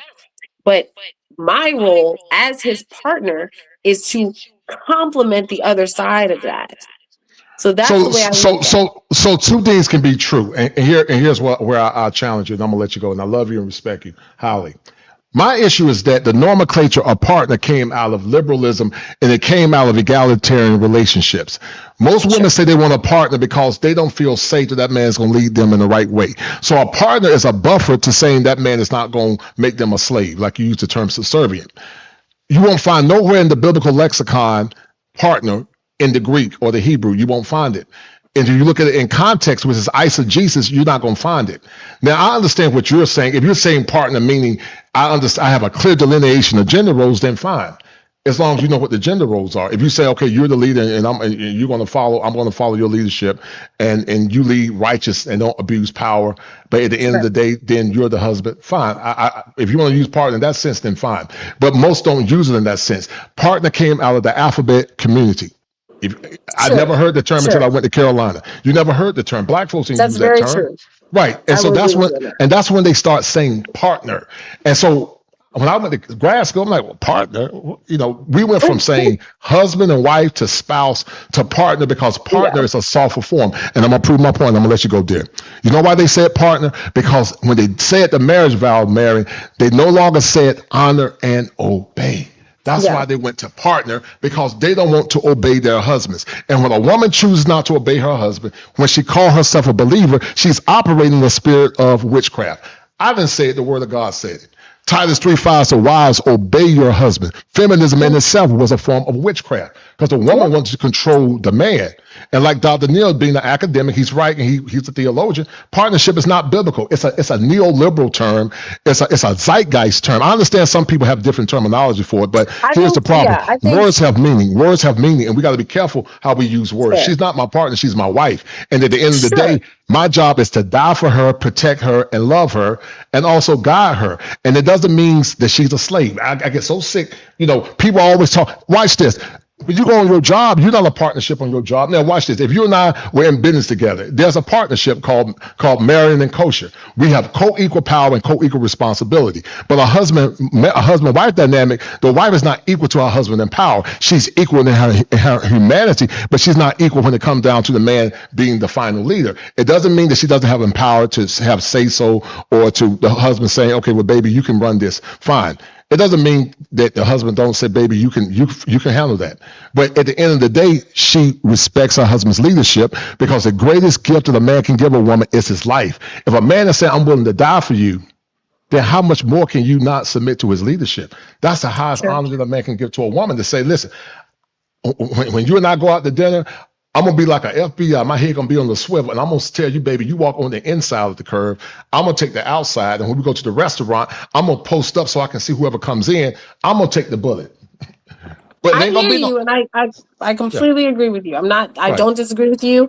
I think that, I hear what you're saying when you're saying that words are intentional and purposeful and important. So I will agree that maybe the concept, the word itself, partner, is tricky.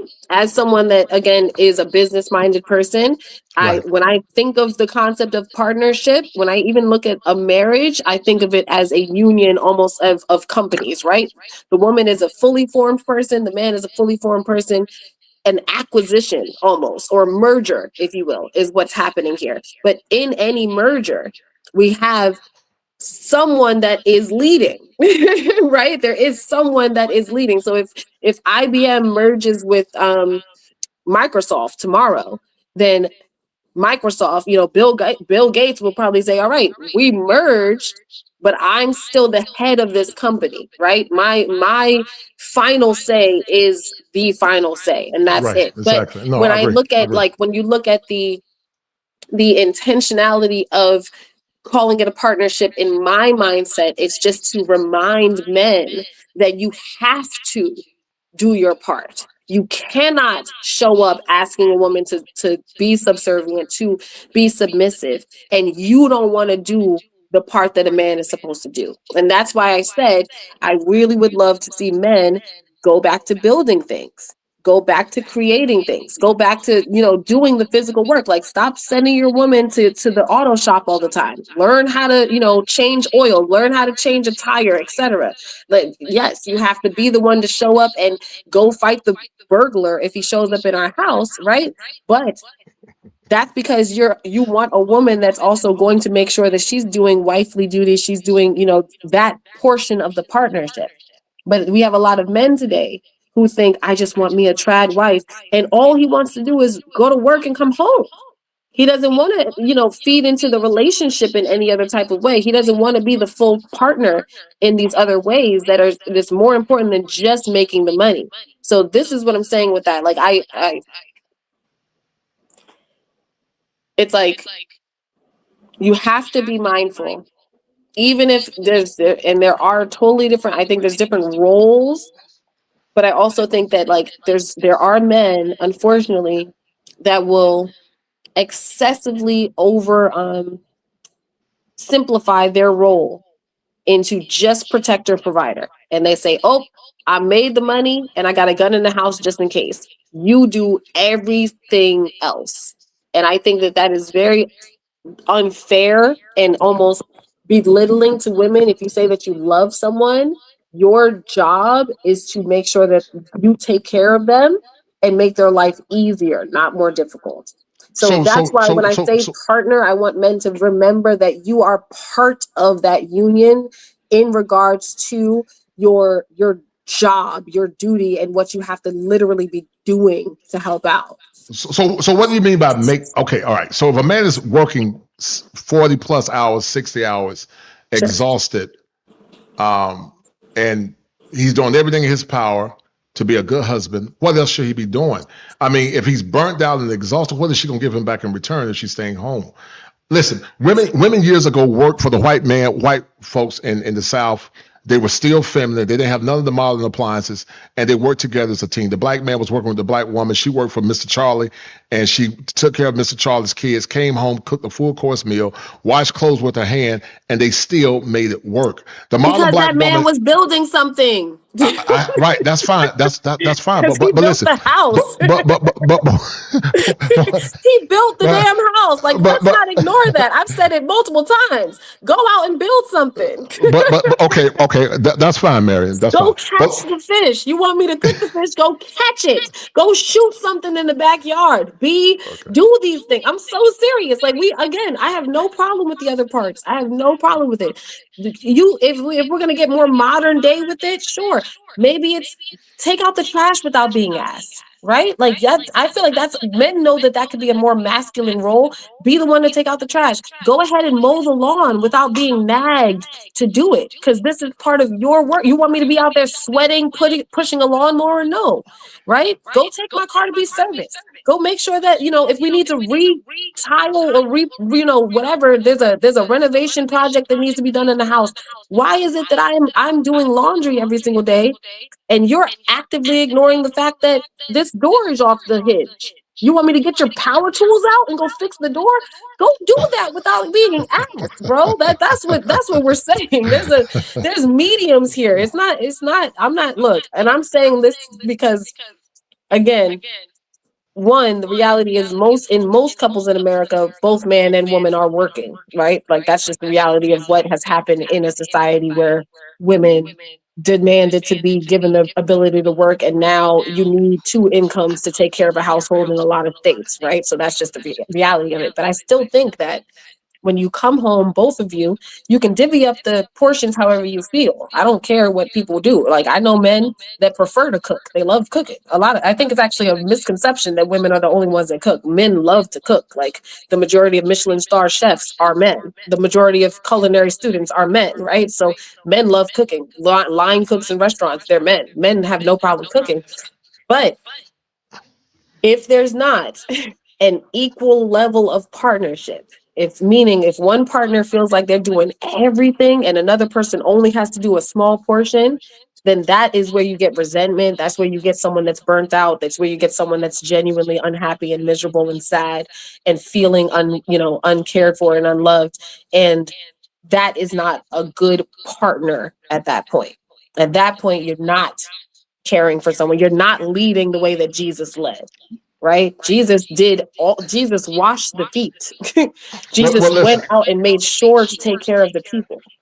Right. So watch this. I'm gonna let you go. And I've enjoyed this conversation. It was powerful. We got to do a part 2. But let me say this. You know what a lot of men are saying? If I'm gonna bust my ass working outside the house, and you come home and nag and try to dictate my masculinity, I'll just stay single and cook for myself. Because what a lot of men are saying is that you got women sitting up complaining about cooking a meal, but yet what is cooking an extra meal if you're a single woman cooking for yourself? How is that labor? What is it? What is it if you washing your clothes, but now you washing your man clothes? How's that labor when women now got the most appliances of any generation, modern appliances, and they still complain? Because they complain because somehow I think psychologically there's some level of penis envy, and they subtly want to be like men. And if they don't think it's fair based on her feelings, then they have a problem with it. And so when a lot of guys saying, you know what, fine, I'll just stay single and I can cook my own food, I can get focus factor, and I get a nanny to come clean my house, because it's preposterous to say the least. The problem that I see with a lot of modern women, they want to tell men how to run the relationship. I agree with you. I don't think no man should be letting the door hang off the hinge and your car needs oil. I'm going to change your oil. I'm going to fix the door on the hinge. Then I might go kill a squirrel too and tell you to cook it. Now go skin it and cook it for me. There's ducks in the backyard. Go get them. But at the end of the day, she's not going to dictate the relationship. I'm going to dictate the relationship. I'm going to do it with loving and kindness. Now watch this. And I'm going to let you go because I got nothing but love and respect for you. And if I ever come to Brooklyn, we're going to chop it up. But I didn't say it, but because of the curse of sin, the Bible said that she will have a desire for her husband. But at the end of the day, the Bible says he will rule over her because women are still under the curse. They want to rule the man. And it's out of order when women try to tell men how to run their program. I get it as part of her dark nature. But if you don't think that man is competent enough to be whatever, just don't marry him. Don't marry him. Just stay single and just do you. But I never understood women complaining about having to cook for an extra man. Like some of these chicks talking about, you want a man to pay all bills because you cooking a meal? You cooking just one extra meal, and I'm gonna pay all bills. But what them bodies look like? You know, they want traditional benefits. Modern women want traditional benefits while they remain modern, and I got a problem with that. So, but anyway, this has been powerful. Number love I for hear you. you. I agree, and I'm glad. And I want to remind you, like I did say, that I find it weird when women complain about cooking or cleaning or doing laundry and stuff. I feel like if your home is already taken care of without anyone else there, then that's just who you are. You know, it shouldn't be. I came just now into this new apartment and I just cleaned the entire apartment. I didn't care about who else had, been here or not. I'm going to live in a clean space for me. Right. That's part of your nature. You're just a clean woman. You're very clean and you're it's just organized. Weird to me that a lot of these women are like, oh, I can't. I'm like, okay, so then you must have a dirty home and you never cook and you walk around in stinky clothes because you don't do these things for yourself. It's weird. But that said, again, each partner needs to be valuable to the other. And a lot of men, if we're talking about body count as being a concern, I get that. I really do. Women also would love for men to have lower body counts. I will remind you guys of that. It is not fun dating a man that has multiple baby mamas and you have to navigate around that. It's not fun dating a man who has slept with everybody on the block. And now these women are looking at you like, I had your husband. I know what he does in bed. That's not fun either for women. And if you want a virtuous woman who does not have a high body count or who has been, waiting for marriage or who is abstinent and waiting for marriage, then you also need to start to present a better option for her. Because there's virtuous men out there as well. And like I said, if the men start becoming better, if the men lead the charge, if the men's get better and still date Black women, because we're losing a lot of the better Black men to other ethnicities, and that's a whole nother conversation. Well, listen. I'm gonna say this. I'm gonna let you go. If Black women want Black men to be better, they got to be better themselves. I keep hearing a lot of women saying they want Black men to be better, but they're not better. So if she want a better product, she got to be a better woman. And a lot of them don't want to be better women. I think I'm agreeing. That's what I just said. I agree with you. I just said I agree with you 100%. She got to be better. She got to be better herself. My point only is just that I think that more Black women will become better if Black men require that.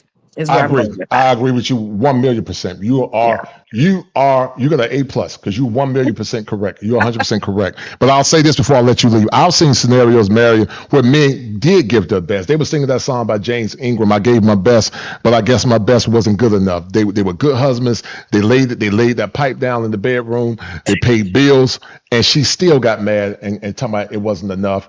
Only to come back after she got ran through talking about can we talk for a minute? No, we can't talk, boo. It's over with. I don't want you back. You can keep. I'm telling you, I've seen it. Because and this is why it's a good conversation. I'm gonna let you go because my daughter is really ready to punch me. But the other side of that, we have to acknowledge the number of good women who were doing the exact same thing, who were taking care of some man and cooking for him and putting it down in the bedroom, etc. And that man still cheated. Or he still went for the younger model down the line. That's true. So I agree. I don't disagree with that. Gotta be fair again about the reality of what everybody. I don't disagree with that. I don't disagree with that. That happens. We all need to get it together because it's a hot mess out here in general. No doubt. Well, listen. If I ever come to Brooklyn, we're gonna chop it up. I'm gonna pay for the coffee. I'm gonna bring Miss Kosher, or I might go solo. I got a homeboy in Brooklyn, my man Ty, and we're gonna chop it up. And I'm gonna say, listen, what's up? We're gonna chop it up. We're gonna have this conversation. We're gonna actually do it live from the phone. Man. I was gonna say, we'll do it live. That'd be fun. A live. All right. It's been a pleasure, truly. I've had a great time. Thank you for putting up with my choppy with internet. No, you good, sis. Be good. Take care. Bye, everyone. All right. Shout out to my man Quiet Faith for that $50 super chat. Shout out to brother Quiet Faith for the 50. Let me read it. All right. So shout out to Quiet Faith. He said, great show. Shout out to that brother. I really appreciate it. Quiet Faith is the #1 sponsor of the stream. Shout out to Quiet Faith for showing love, as he is the #1 sponsor of the stream.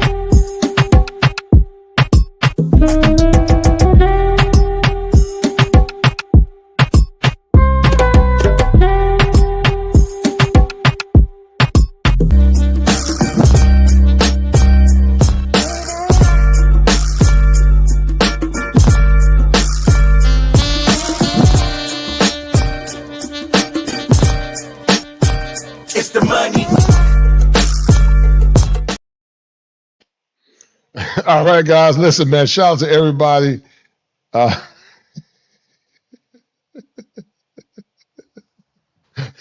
Man, anyway. But shout out to my man Quiet Faith, man. It was a good show, guys. We're gonna end it here. Shout out to Marion at #Marion. Go check out Cool Sister.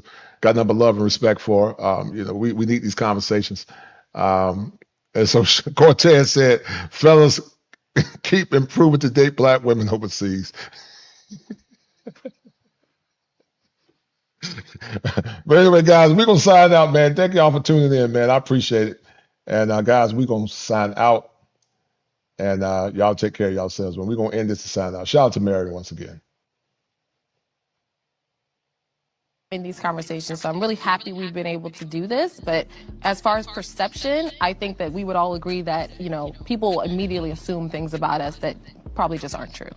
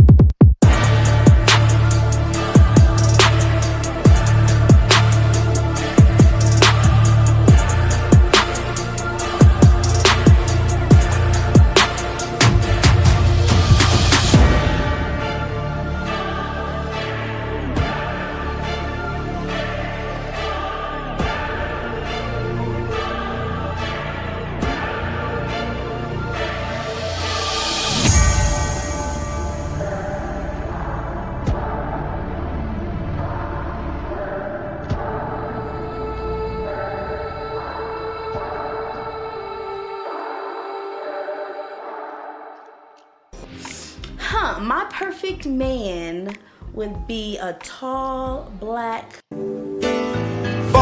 comes to us and fall comes to us and it's on time. Finders keepers, losers we.